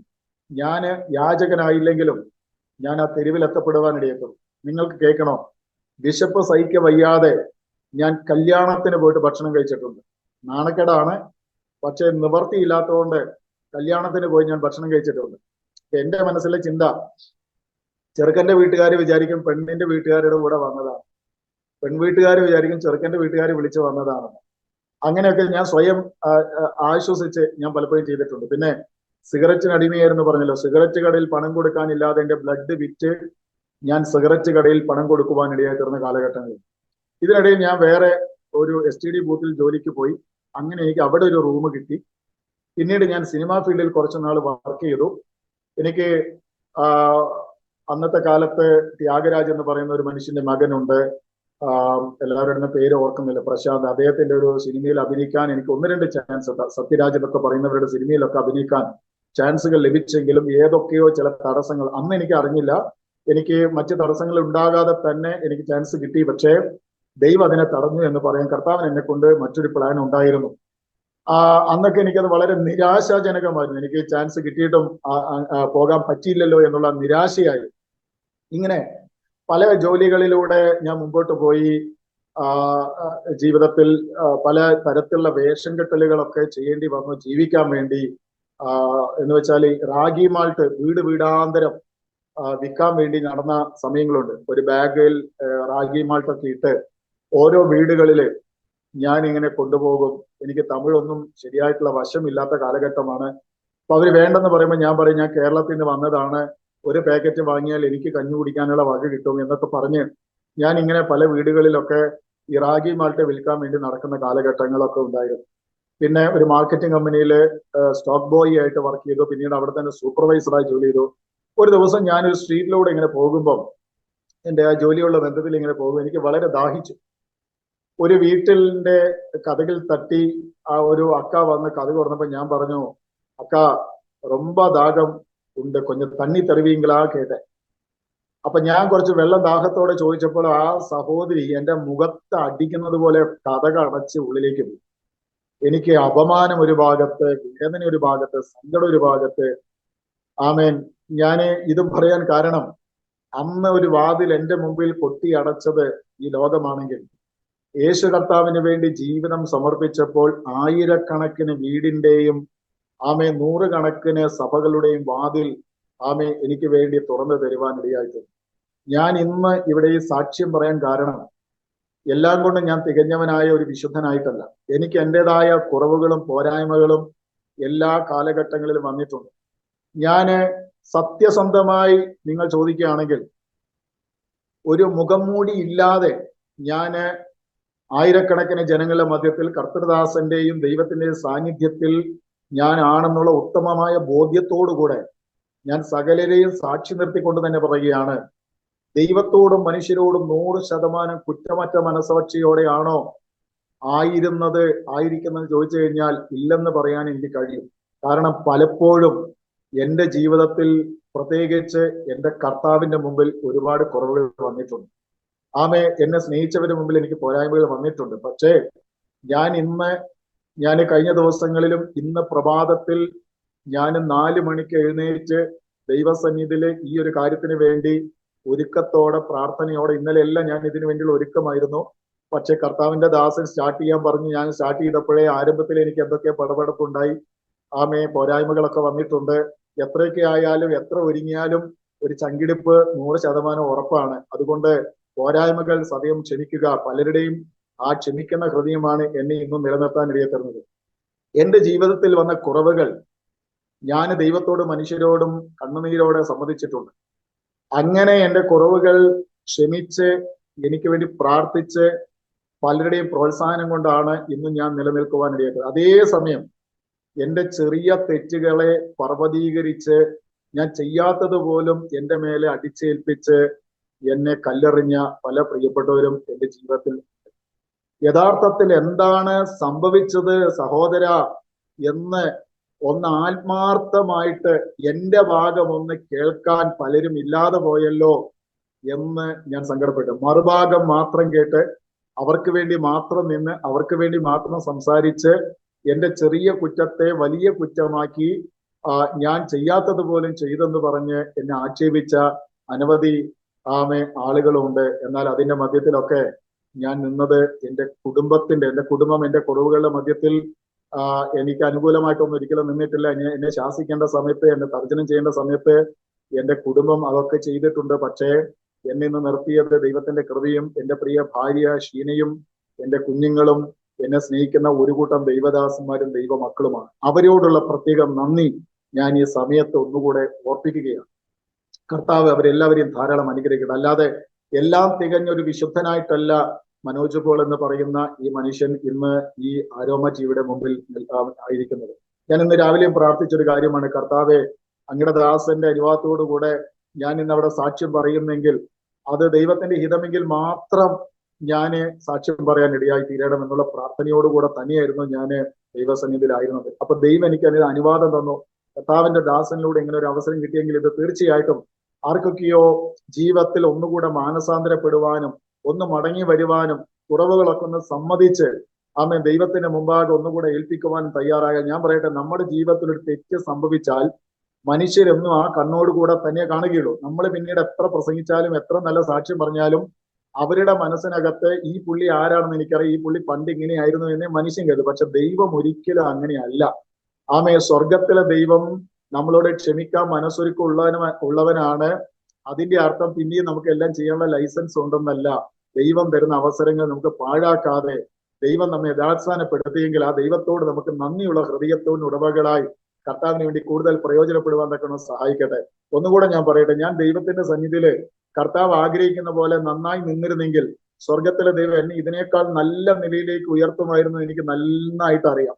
പക്ഷേ പലയിടങ്ങളിൽ വന്ന പോരായ്മകളും കുറവുകളും ജീവിതത്തിൽ വേണ്ട വിധത്തിൽ ഉയരാൻ കഴിയാതെ പോയെന്ന് ഞാൻ സമ്മതിക്കുന്നത് എന്നെ കേൾക്കുന്ന പലർക്കും ജീവിതത്തിൽ ഒരു സമർപ്പണത്തിന് കാരണമായി തീരട്ടെ. കർത്താവ് നിങ്ങളെ അതിനായി സഹായിക്കുകയും ശക്തീകരിക്കുകയും ചെയ്യുമാറാകട്ടെ. ഓക്കെ, അങ്ങനെ മദ്രാസിൽ ഞാൻ ജീവിതത്തെ മുന്നോട്ട് കൊണ്ടുപോയ ആ വേളകളിൽ ഞാൻ വളരെ തകർന്നു പോയ ഒരു പ്രത്യേക സിറ്റുവേഷനിൽ എൻ്റെ ഒരു പ്രിയ കൂട്ടുകാരൻ, എൻ്റെ കൂടെ പഠിച്ചൊരു കൂട്ടുകാരൻ ആ ഇടയ്ക്ക് മദ്രാസിൽ ജോലി ചെയ്യുന്നുണ്ടായിരുന്നു. ഒരു പ്രസിദ്ധമായ സൈക്കിൾ ഫാക്ടറിയിൽ അദ്ദേഹം ജോലി ചെയ്യുന്നുണ്ടായിരുന്നു. സഞ്ജീവ് എന്ന് പറയുന്ന സഹോദരൻ. അദ്ദേഹത്തെ ഞാൻ അവിടെ വെച്ച് കണ്ടുമുട്ടി. അദ്ദേഹത്തിന്റെ അടുക്കൽ നിന്നും ഞാൻ നാട്ടിലേക്ക് എനിക്ക് പോകണമെന്ന് പറഞ്ഞ് ഒരല്പം പൈസ കടം വാങ്ങിയിട്ട് ഞാൻ നാട്ടിലേക്ക് മടങ്ങി വരാനിടയായി. നാട്ടിലേക്ക് ഞാൻ മടങ്ങി വന്നു. ആ സമയത്ത് എൻ്റെ രണ്ടാമത്തെ സഹോദരി ഒരു ഇംഗ്ലീഷ് മീഡിയം സ്കൂളിൽ ടീച്ചറായിട്ട് വർക്ക് ചെയ്യുകയാണ്. എൻ്റെ രണ്ടാമത്തെ സഹോദരി റീന. അവളോട് ഞാൻ എൻ്റെ ഒരുവിധം കാര്യങ്ങളൊക്കെ ഞാൻ പറഞ്ഞപ്പോൾ റീന എന്നോട് പറഞ്ഞു, ഏട്ടാ, എൻ്റെ പ്രിൻസിപ്പളുടെ അടുക്കൽ വന്നൊന്ന് സംസാരിച്ചാൽ നല്ലതായിരിക്കുന്നു. അങ്ങനെ ഞാൻ പ്രിൻസിപ്പലിനെ കാണാൻ തക്കോണം കടന്നു ചെന്നു. എനിക്കൊരു റിലാക്സ്, ഒരു ആശ്വാസം കിട്ടാൻ വേണ്ടിയാ ഞാൻ പ്രിൻസിപ്പലിനെ കാണാൻ ചെന്നത്. അപ്പം പ്രിൻസിപ്പല് ഒരു ലേഡി ആയിരുന്നു. ഞാൻ പ്രിൻസിപ്പലിനെ കണ്ടതും എൻ്റെ മനസ്സിൽ വരണ്ടായിരുന്നു എന്ന് തോന്നിപ്പോയി. കാരണം ആ പ്രിൻസിപ്പൾ ആകുന്ന ആന്റി ആഭരണങ്ങൾ ധരിക്കാത്ത ഒരു ആന്റിയാണ്. അപ്പോഴെനിക്ക് മനസ്സിലായി ഇവർ പെന്തക്കോസുകാരാണ്. അപ്പൊ ചെറുപ്പം തൊട്ടേ ഞങ്ങളുടെ അകത്ത് പെന്തക്കോസുകാരോട് ഒരു വിരക്തി ഉണ്ടായിരുന്നു. നിർമ്മല എന്ന് പറയുന്ന ആ മാന്യ ആന്റി എന്നെ കണ്ട ഉടനെ മോനെ എന്ന് വിളിച്ച് എന്നെ സ്നേഹപൂർവ്വം സ്വീകരിച്ചെടുത്തുകയും യേശു കർത്താവിന്റെ സ്നേഹത്തെ കുറിച്ച് എന്നോട് വർണ്ണിക്കുകയും ചെയ്തു. അപ്പൊ എന്റെ ഉള്ളിൽ ഒരു തികഞ്ഞ CSI ഭക്തൻ ഉണ്ടായിരുന്നതുകൊണ്ട് ഞാൻ ഉള്ളിൽ പ്രാർത്ഥിച്ചു, യേശു കർത്താവ് ഇവരുടെ കയ്യിൽ നിന്ന് എന്നെ എങ്ങനെയെങ്കിലും ഒന്ന് രക്ഷിക്കണേ എന്ന്. അങ്ങനെ നിർമ്മല ആന്റി എന്നോട് യേശുവിന്റെ സ്നേഹത്തെ കുറിച്ച് പറഞ്ഞു. പക്ഷെ അവര് പറഞ്ഞ ഒന്ന് രണ്ട് വാക്കുകളൊക്കെ എന്റെ ഹൃദയത്തിൽ സ്പർശിക്കുവാൻ ഇടയത്തുള്ളൂ. ഞാൻ വെളിയിൽ വന്ന് ഒരു സിഗരറ്റ് ഒക്കെ വലിച്ച് ആശ്വാസം പ്രാപിച്ചു. പക്ഷെ അന്ന് വൈകിട്ട് മാർട്ടിൻ മാഷ് എന്ന് ഞങ്ങൾ വിളിക്കുന്ന ഒരു അധ്യാപകൻ എന്നെ നിർബന്ധിച്ച് വാണിയംകുളത്ത് അടുത്ത് പാതിപ്പാറ എന്ന് പറയുന്ന സ്ഥലത്ത് ജയപ്രകാശ് എന്ന് പറയുന്ന ഒരു കർത്തദാസനുണ്ട്. അദ്ദേഹം മിലിറ്ററിയിലായിരുന്നു. അദ്ദേഹം അവിടെ നിന്നും വന്ന് പിന്നീട് കർത്താവിന്റെ ശുശ്രൂഷയ്ക്ക് സമർപ്പിതരായി. അദ്ദേഹത്തിന്റെ ഭാര്യ UD ക്ലർക്കായിരുന്നു, പുഷ്പചേച്ചി. ആ വീട്ടിൽ ഒരു മീറ്റിംഗ് നടക്കുകയാണ്, പെന്തക്കോസ് മീറ്റിംഗ്. മാർട്ടിൻ മാഷിയുടെ നിർബന്ധം കൊണ്ട്, കാരണം ഞാൻ ആകെ തകർന്നു കിടക്കുന്ന ഒരു സമയമാണ്. അങ്ങനെ ഞാൻ ആ വീട്ടിലേക്ക് കടന്നു ചെന്നപ്പോൾ കായംകുളത്ത് നിന്ന് വന്ന പ്രിയ പാസ്റ്റർ ബേബി അവർകൾ അന്ന് അവിടെ ശുശ്രൂഷയ്ക്ക് വന്നിട്ടുണ്ട്.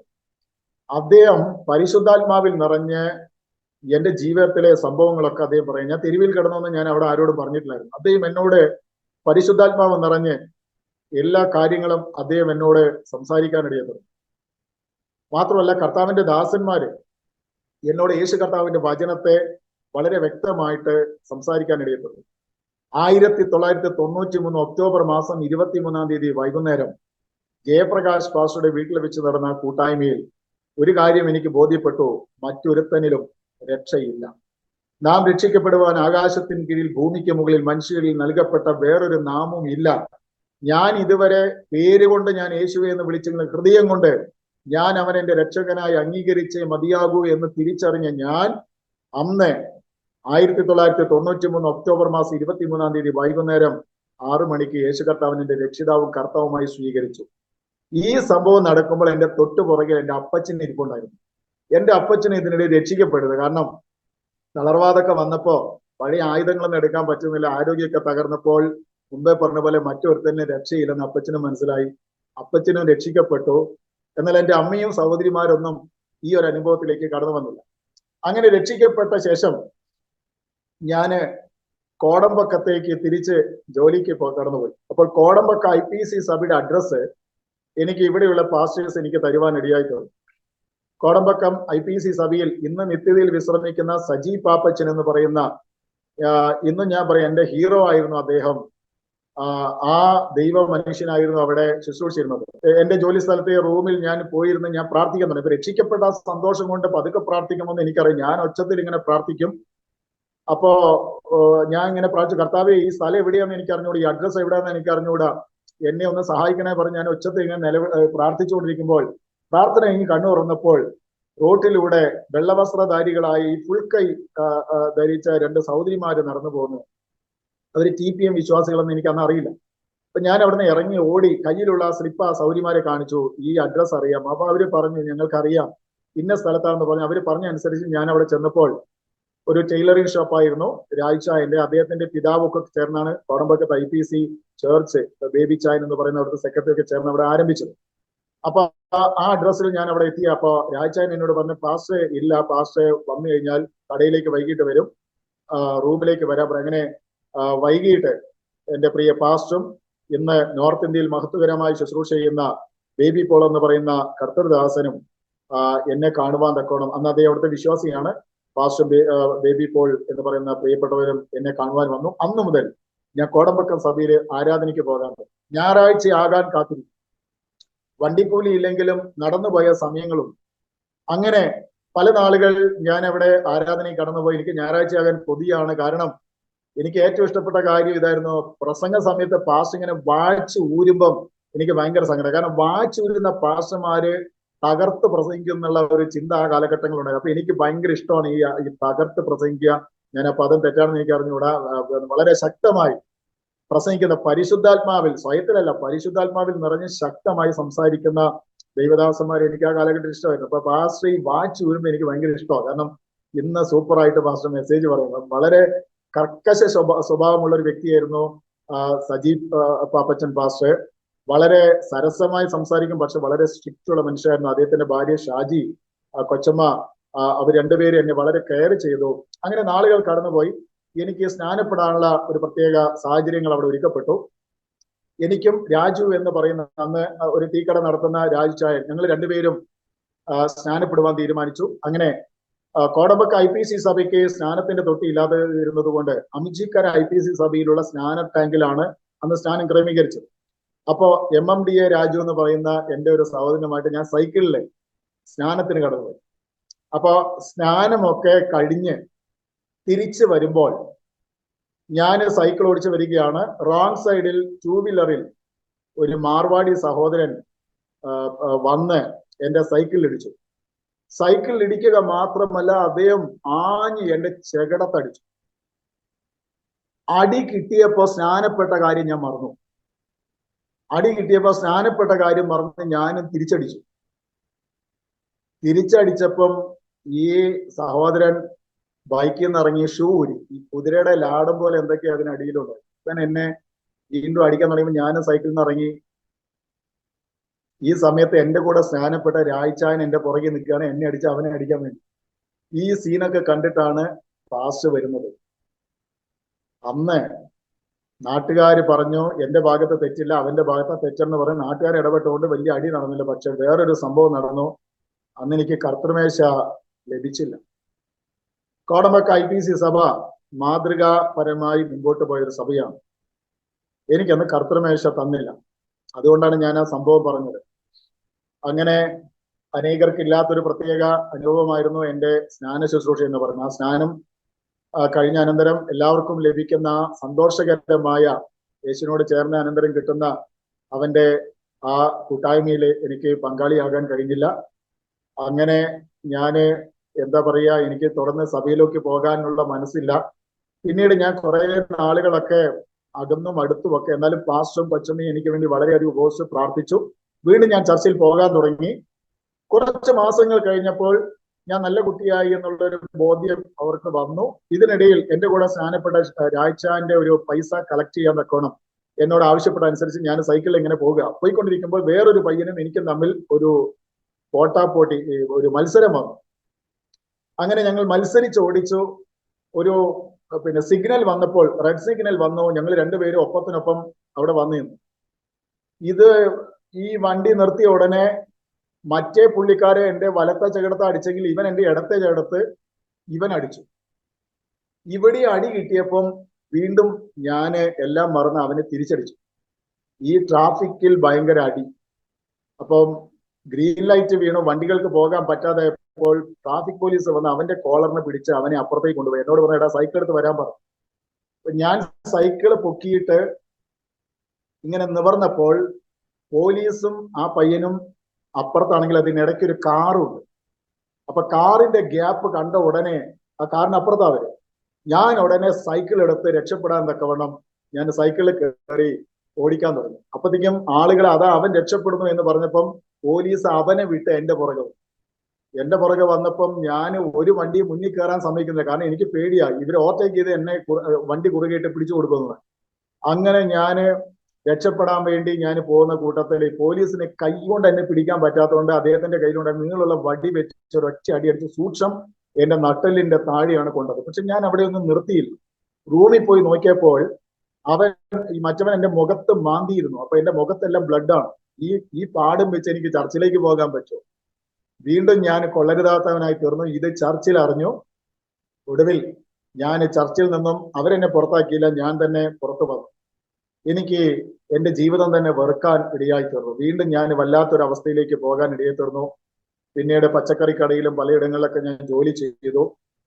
എനിക്ക് ചർച്ചിലേക്ക് പോകാൻ പറ്റിയില്ല.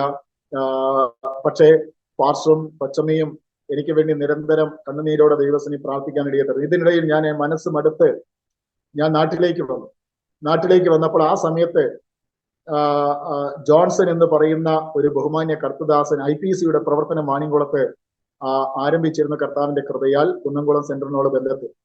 അപ്പോൾ പ്രിയ പാസ്റ്റർ അവിടെ ഒരു അങ്കിളിന്റെ വീട്ടില് ഒരു പോസ്റ്റ് ഓഫീസിലെ റിട്ടയർഡ് ഹെഡ് മാസ്റ്ററുടെ വീട്ടിൽ വെച്ച് ആരാധന ആരംഭിച്ചു. അങ്ങനെ ഞാൻ അവിടെ കൂട്ടായ്മയ്ക്കൊക്കെ വല്ലപ്പോഴും പോകാൻ ഇടയായി തീർന്നു. ഒരു 21 ദിവസത്തെ ഉപവാസ പ്രാർത്ഥന നടക്കുന്ന സമയത്ത് ഞാൻ ദൈവസന്നിധിയിൽ വളരെയധികം പ്രാർത്ഥിച്ചു, കർത്താവെ എന്റെ കുറവുകളെല്ലാം ക്ഷമിച്ച് എനിക്ക് പരിശുദ്ധാത്മാവിന്റെ അഭിഷേകം തരണം.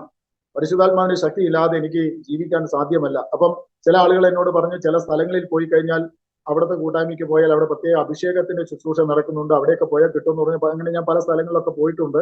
എനിക്ക് അതൊന്നും ലഭ്യമാകാൻ ഇടയത്തീർന്നില്ല.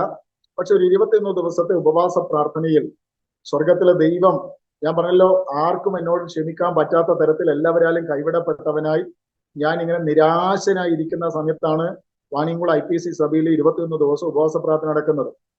അപ്പോ ഒരു കൂട്ടായ്മയില് ഞാന് ഇങ്ങനെ വളരെ ഭാരപ്പെട്ട് ഞാനിങ്ങനെ മനസ്സിൽ ചിന്തിച്ചു, ഇന്ന് എനിക്ക് അഭിഷേകം കിട്ടിയില്ലെങ്കിൽ ഞാൻ തിരിച്ച് മദ്രാസിലേക്ക് തന്നെ ഏതെങ്കിലും ഒരു ജോലിക്ക് വേണ്ടി ഞാൻ പോകുമെന്ന് പ്ലാൻ ചെയ്തു. അന്ന് സാധു പോൾ അല്ലെങ്കിൽ സുജാ പോൾ എന്ന് പറയുന്ന ഒരു കർത്തദാസനും കർത്തദാസിയുമാണ് അന്ന് അവിടെ ശുശ്രൂഷയ്ക്ക് വന്നിരുന്നത്. വർഷങ്ങളായി, ഇന്നൊന്നും അവരുടെ വിവരങ്ങൾ അറിയില്ല. അന്ന് ആ ശുശ്രൂഷയ്ക്ക് വന്ന എന്റെ നിരൂപണം സ്വർഗത്തിലെ ദൈവം അറിയുന്നവനാണ്. ഞാൻ വിചാരിച്ചു, ഇന്ന് എനിക്ക് അഭിഷേകം കിട്ടിയില്ലെങ്കിൽ ഞാൻ തിരിച്ച് മദ്രാസിലേക്ക് പോകും, ഇനി ആർക്കും എന്നെ വേണ്ട, എനിക്ക് ജീവിക്കണോ മരിക്കണോ എന്ന് അറിയാത്ത സമയങ്ങളായിരുന്നു. ഞാൻ ഇടയ്ക്കൊക്കെ ബ്ലേഡ് എടുത്ത് എന്റെ കൈത്തണ്ട ഞാൻ കീറി മുറിച്ചിട്ടുണ്ട്. കാരണം മരിക്കാൻ വേണ്ടിയിട്ടല്ല, നിരാശ കൊണ്ട്. ജനലിന്റെ പ്രതിരൂപത്തിൽ എന്റെ പ്രതിരൂപത്തിൽ നോക്കിയിട്ട് ഞാൻ എന്റെ സങ്കടങ്ങൾ പറഞ്ഞ സമയങ്ങളുണ്ട്. കാരണം എന്റെ സങ്കടങ്ങൾ കേൾക്കാൻ ആരുമില്ല, എന്റെ വേദനകൾ അറിയാൻ ആരുമില്ല. അമ്പലങ്ങളിലും പള്ളികളിലും ഒക്കെ ഞാൻ പോകാറുണ്ട്, കുറി വരയ്ക്കും, കഴുത്തിൽ വലിയ കുരിശ് കെട്ടും, കയ്യിൽ ചെയിൻ ഉണ്ടാകും, മീശയും ഒക്കെ ആയിട്ട് നടന്നൊരു കാലഘട്ടങ്ങൾ. അങ്ങനെ വല്ലാത്തൊരു ദുരിതം പിടിച്ച ആ സമയത്ത് ഞാൻ വീണ്ടും ദൈവസന്നിധിയിൽ നിന്ന് നഷ്ടപ്പെട്ടു പോകുന്നു എന്നുള്ളൊരു ചിന്ത എന്നെ അലട്ടുന്ന ആ സമയത്ത് അന്ന് ദൈവത്തിന്റെ പരിശുദ്ധാത്മാവ് എന്നെ നിറയ്ക്കുവാൻ ഇടയായി. പരിശുദ്ധാത്മാവിൽ നിറയപ്പെട്ടപ്പോൾ എനിക്ക് ബോധ്യം വന്നു, ഞാൻ എത്ര പോരായ്മകൾ ഉള്ളവനാണെങ്കിലും ഞാൻ ഓരോ ദിവസവും ശുദ്ധീകരണത്തിന് വേണ്ടി എന്റെ ദൈവത്തിന്റെ സന്നിധിയിൽ ഞാൻ സമർപ്പിച്ച് ഞാൻ പ്രാർത്ഥിക്കുമായിരുന്നു. അങ്ങനെ സ്വർഗത്തിലെ ദൈവം എന്നെ പരിശുദ്ധാത്മാവിൽ നിറച്ചപ്പോൾ എനിക്ക് മനസ്സിലായി, മനുഷ്യൻ തല്ലിയാലും അല്ലാത്തൊരു സ്വർഗത്തിലെ ദൈവം എന്നോട് കരുണയുള്ളവനാണ്. ദൈവത്തിന് എന്നെ കുറിച്ചൊരു പ്ലാനും പദ്ധതിയും ഉണ്ടെന്ന് ഞാൻ തിരിച്ചറിയുവാനിടയായി. ഞാൻ അങ്ങനെ തിരിച്ച് പല നാളുകൾ പിന്നീട് ഞാൻ മദ്രാസിലേക്ക് ആ സമയത്ത് തിരിച്ചു പോയില്ല. പിന്നെ നാളുകൾ കഴിഞ്ഞപ്പോൾ പരിശുദ്ധാത്മാവ് എന്നോട് ഇടപെടുവാനിടയായി. എനിക്ക് ബൈബിൾ കോളേജിൽ പോകാനുള്ള ഒരു താല്പര്യം എൻ്റെ ഉള്ളിൽ ഉണ്ടാകാനിടയായി. കർത്താവിന്റെ വേലയ്ക്ക് വേണ്ടി ഞാൻ സമർപ്പിച്ചു. ഞാൻ വളരെ ചുരുക്കമായിട്ട് പെട്ടെന്ന് കാര്യങ്ങൾ പോട്ട് പറയട്ടെ. ബൈബിൾ കോളേജിൽ പോകുവാനുള്ള ഒരു താല്പര്യം എൻ്റെ ഉള്ളിൽ ഉണ്ടായി. ഞാൻ കർത്താവിന് വേണ്ടി ജീവിക്കാൻ തീരുമാനിച്ചെങ്കിൽ ഇനിയുള്ള ജീവിതം, കാരണം 17 വിധ ജോലികൾ ചെയ്തിട്ടും എന്റെ ജീവിതം തികച്ചും പരാജയമായതുകൊണ്ട് എന്നെക്കുറിച്ച് സ്വർഗത്തിലെ ദൈവത്തിന്റെ ഉദ്ദേശം കർത്താവിന്റെ വേലയാണെങ്കിൽ അതുകൊണ്ട് ഇനി എനിക്കൊരു പരാജയം വേണ്ട, എന്റെ ജീവിതത്തിൽ കർത്താവ് എനിക്ക് ഒരുക്കുന്ന വഴി മതിയെ തീരുമാനിച്ച് ഞാൻ കർത്താവിന്റെ വേലയ്ക്ക് വേണ്ടി സമർപ്പിച്ചു. ഈ സമയത്തും എന്റെ സഹോദരിമാരുടെ ഭാവിക്ക് വേണ്ടി ഒന്നും കരുതുവാൻ എനിക്കോ അപ്പച്ചനോ കഴിഞ്ഞിരുന്നില്ല. അങ്ങനെ ഞാൻ ബൈബിൾ കോളേജ്, തൃശ്ശൂരിലെ മിസ്ബ ബൈബിൾ കോളേജിൽ ഞാൻ ഒരു പഠിതാവായി ഞാൻ കടന്നു ചെല്ലുവാൻ ഇടയെത്തുന്നു.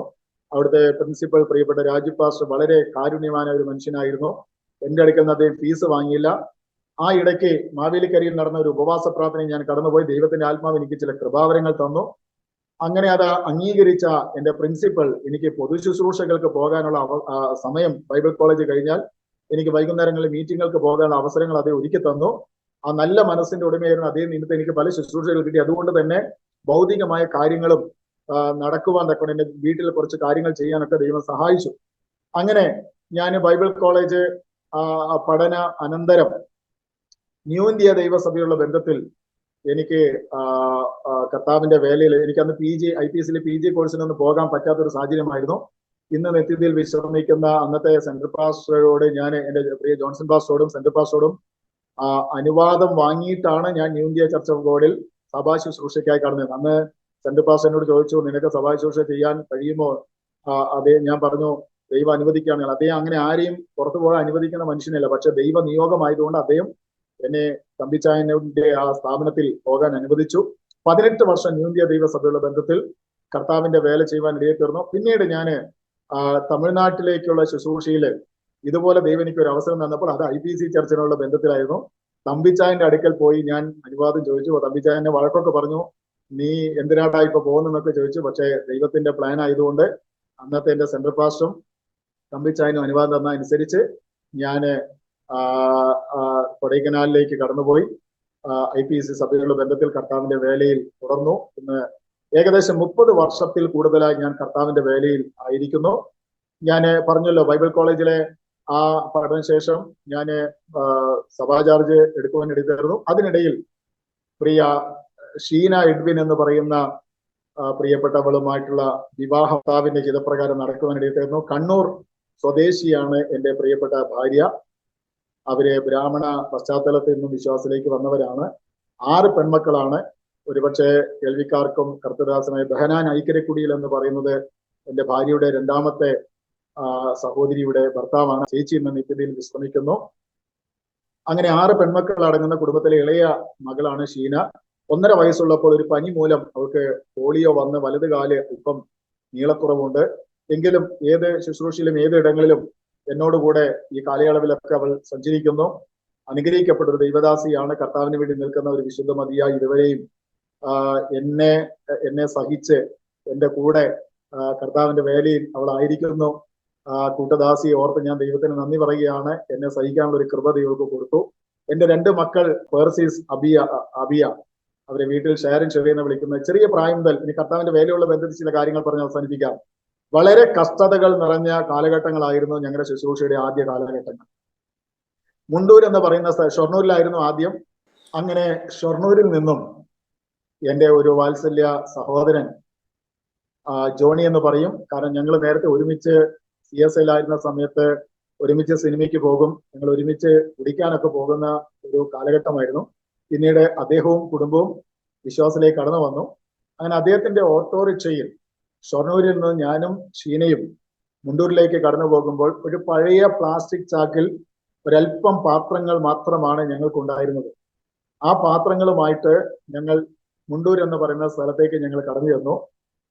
പാഴ്സനേജ് എന്ന് പറയുന്ന ആ സ്ഥലത്തെ ഒരു കതകൊന്നും ഇല്ലായിരുന്നു. നായ്ക്കളൊക്കെ ചില സമയത്ത് ഓടി നടക്കുന്ന ഒരു സ്ഥലമാണ്. അവിടെ അനുഗ്രഹിക്കപ്പെട്ട ഒരു കുടുംബം ഉണ്ടായിരുന്നു. ആ കുടുംബത്തിന്റെ വലിയൊരു കൈത്താങ്ങൽ ഞങ്ങൾക്ക് ലഭ്യമായി. ആ കുടുംബത്തിന്റെ വലിയൊരു കൈത്താങ്ങലിലൂടെ ഞങ്ങൾ മുമ്പോട്ട് പോയി. ഞായറാഴ്ച സ്തോത്ര കാഴ്ചയൊക്കെ ചിലപ്പോൾ 20 രൂപയൊക്കെ കാണുകയുള്ളൂ. പക്ഷേ ആ സഭക്കാരുടെ വലിയൊരു കൈത്താങ്ങൽ ഉള്ളത് കൊണ്ട് അവിടുത്തെ ഒരു പ്രിയപ്പെട്ട കുടുംബം ഞങ്ങളോട് പറയുമായിരുന്നു, അവരാണ് ആ സ്ഥലം അവിടെ കൊടുത്തത്. ഞങ്ങൾക്കുണ്ടെങ്കിൽ പാസ്റ്റർക്ക് ഉണ്ടെന്ന് പറഞ്ഞ് അവർക്കുള്ള അരിയിൽ നിന്ന് ഞങ്ങൾക്ക് അരി തന്ന്, അവർക്കുള്ള തൈരിൽ നിന്നും അവർക്കൊരു പശു ഉണ്ടായിരുന്നു, അവര് കറവ ഉള്ള ആ പശുവിൽ നിന്നും കിട്ടുന്ന നന്മയിൽ നിന്നൊക്കെ ഞങ്ങൾക്ക് തന്ന് ഞങ്ങളെ നടത്തിയ ഒരു പ്രത്യേക കാലഘട്ടങ്ങൾ ഉണ്ടായിരുന്നു. പ്രിയ സണ്ണിച്ചായൻ കുടുംബം ദൈവം ധാരാളം അനുഗ്രഹിക്കട്ടെ. അങ്ങനെ ആ കുടുംബത്തിന്റെ വലിയ കൈത്താങ്ങളോടെ, ആ സഭയിലെ കൈത്താങ്ങളോടെ ഞങ്ങൾ മുമ്പോട്ട് പോയി. ക്ലേശം നിറഞ്ഞ ആ കാലഘട്ടങ്ങളിൽ മൂത്ത മകൾ ജനിക്കുവാൻ ഇടയായിട്ടുണ്ട്. അവൾ പേർസിസ് ജനിച്ച് വളരെ ചുരുങ്ങിയ നാളുകളിൽ ഒരു ദിവസം ഞങ്ങള് ഹാളിലാണ് കിടക്കുന്നത്. അതിന്റെ ഒരു ഭാഗം മറച്ച് അവിടെയാണ് കിടക്കുന്നത്. അപ്പം പാഴ്സനേജിലെ കഥകില്ലാത്തതുകൊണ്ട് ഭക്ഷണമൊക്കെ അവിടെ വെച്ച് കസേരയൊന്നും ഉണ്ടായിരുന്നില്ല. ഹോളോ ബ്രിക്സിന്റെ കല്ല് വെച്ച് അതിലിരുന്നാണ് ഞങ്ങൾ ഭക്ഷണമൊക്കെ കഴിക്കുന്നത്. എന്നിട്ട് രാത്രി ഞങ്ങൾ കിടക്കാൻ വേണ്ടി ഹാളിലേക്ക് വരും. പാമ്പിന്റെ ഇഴജാതികളിലൊക്കെ വളരെ ഉപദ്രവങ്ങൾ ഉണ്ടായിരുന്ന സമയമാണ്.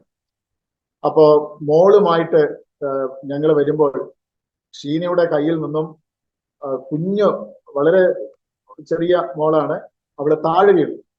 ഷീനയുടെ കയ്യിൽ നിന്നും കുഞ്ഞ് താഴെ വീണു.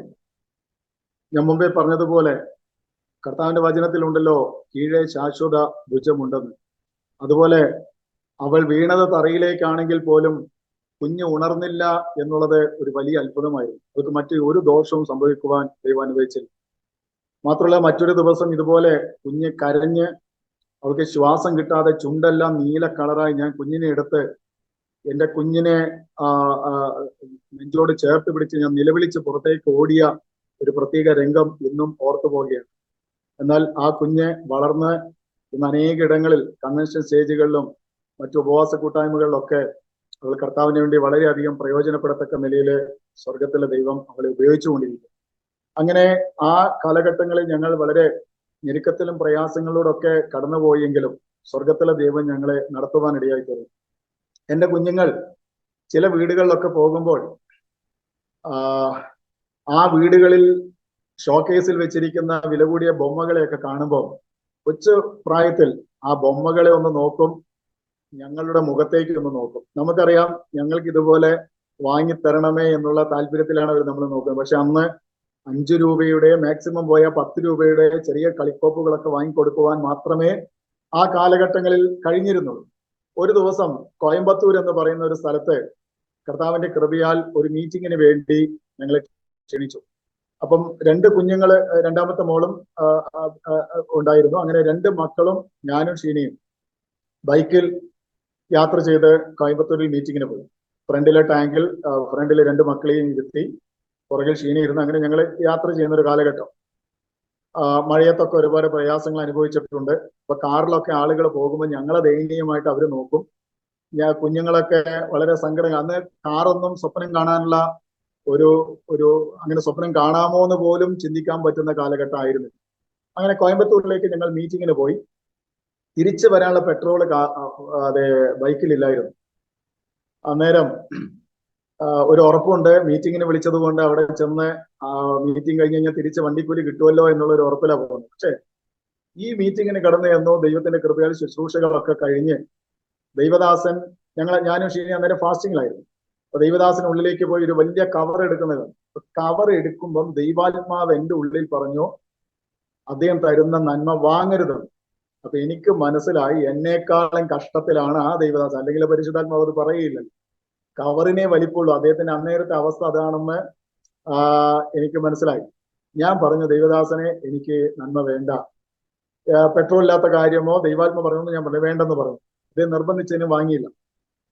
അങ്ങനെ ഞങ്ങൾ അവിടെ നിന്നും ഇറങ്ങുമ്പോൾ ഷീനിയുടെ മറ്റൊരു ചേച്ചി ഈളമേട് എന്ന് പറയുന്ന സ്ഥലത്ത് താമസിക്കുന്നു, കുറച്ച് ദൂരമുണ്ട്. അപ്പൊ ഞങ്ങൾ പ്ലാൻ ചെയ്തു ഉള്ള പെട്രോൾ കൊണ്ട് അവിടെ എത്താം, തിരിച്ച് പാലക്കാട് എത്താനുള്ള പെട്രോൾ ഇല്ലെന്ന് ഇവിടെ. അപ്പം അവിടെ പോയി ചേച്ചിയുടെ പക്കൽ നിന്ന് ഒരു 100 രൂപ കടം വാങ്ങി പെട്രോൾ അടിച്ച് തിരിച്ച് വരാമെന്നുള്ള പ്ലാനിൽ ഞങ്ങൾ ഇറങ്ങുമ്പോൾ ആ ചർച്ചിൽ നിന്ന് ഒരു ഫാമിലി ഞങ്ങളുടെ കൂടെ ഇറങ്ങിയിട്ട് പറഞ്ഞു, പക്ഷെ ഞങ്ങൾ പോകുന്ന വഴിയിലൂടെ വന്നാൽ നിങ്ങൾക്ക് എളുപ്പത്തിൽ ചേച്ചിയുടെ വീട്ടിലെത്താം, മാത്രമല്ല ഞങ്ങളുടെ വീട്ടിൽ നിന്ന് കയറി പ്രാർത്ഥിക്കാമല്ലോ എന്ന് പറഞ്ഞു. അങ്ങനെ ഞങ്ങൾ പോകുന്ന വഴിക്ക് ആ വീട്ടിൽ കയറി പ്രാർത്ഥിച്ച് കഴിഞ്ഞ് അനന്തരം ഇറങ്ങാൻ സമയത്ത് അദ്ദേഹം എൻ്റെ കയ്യിൽ ഒരു കവർ തന്നു.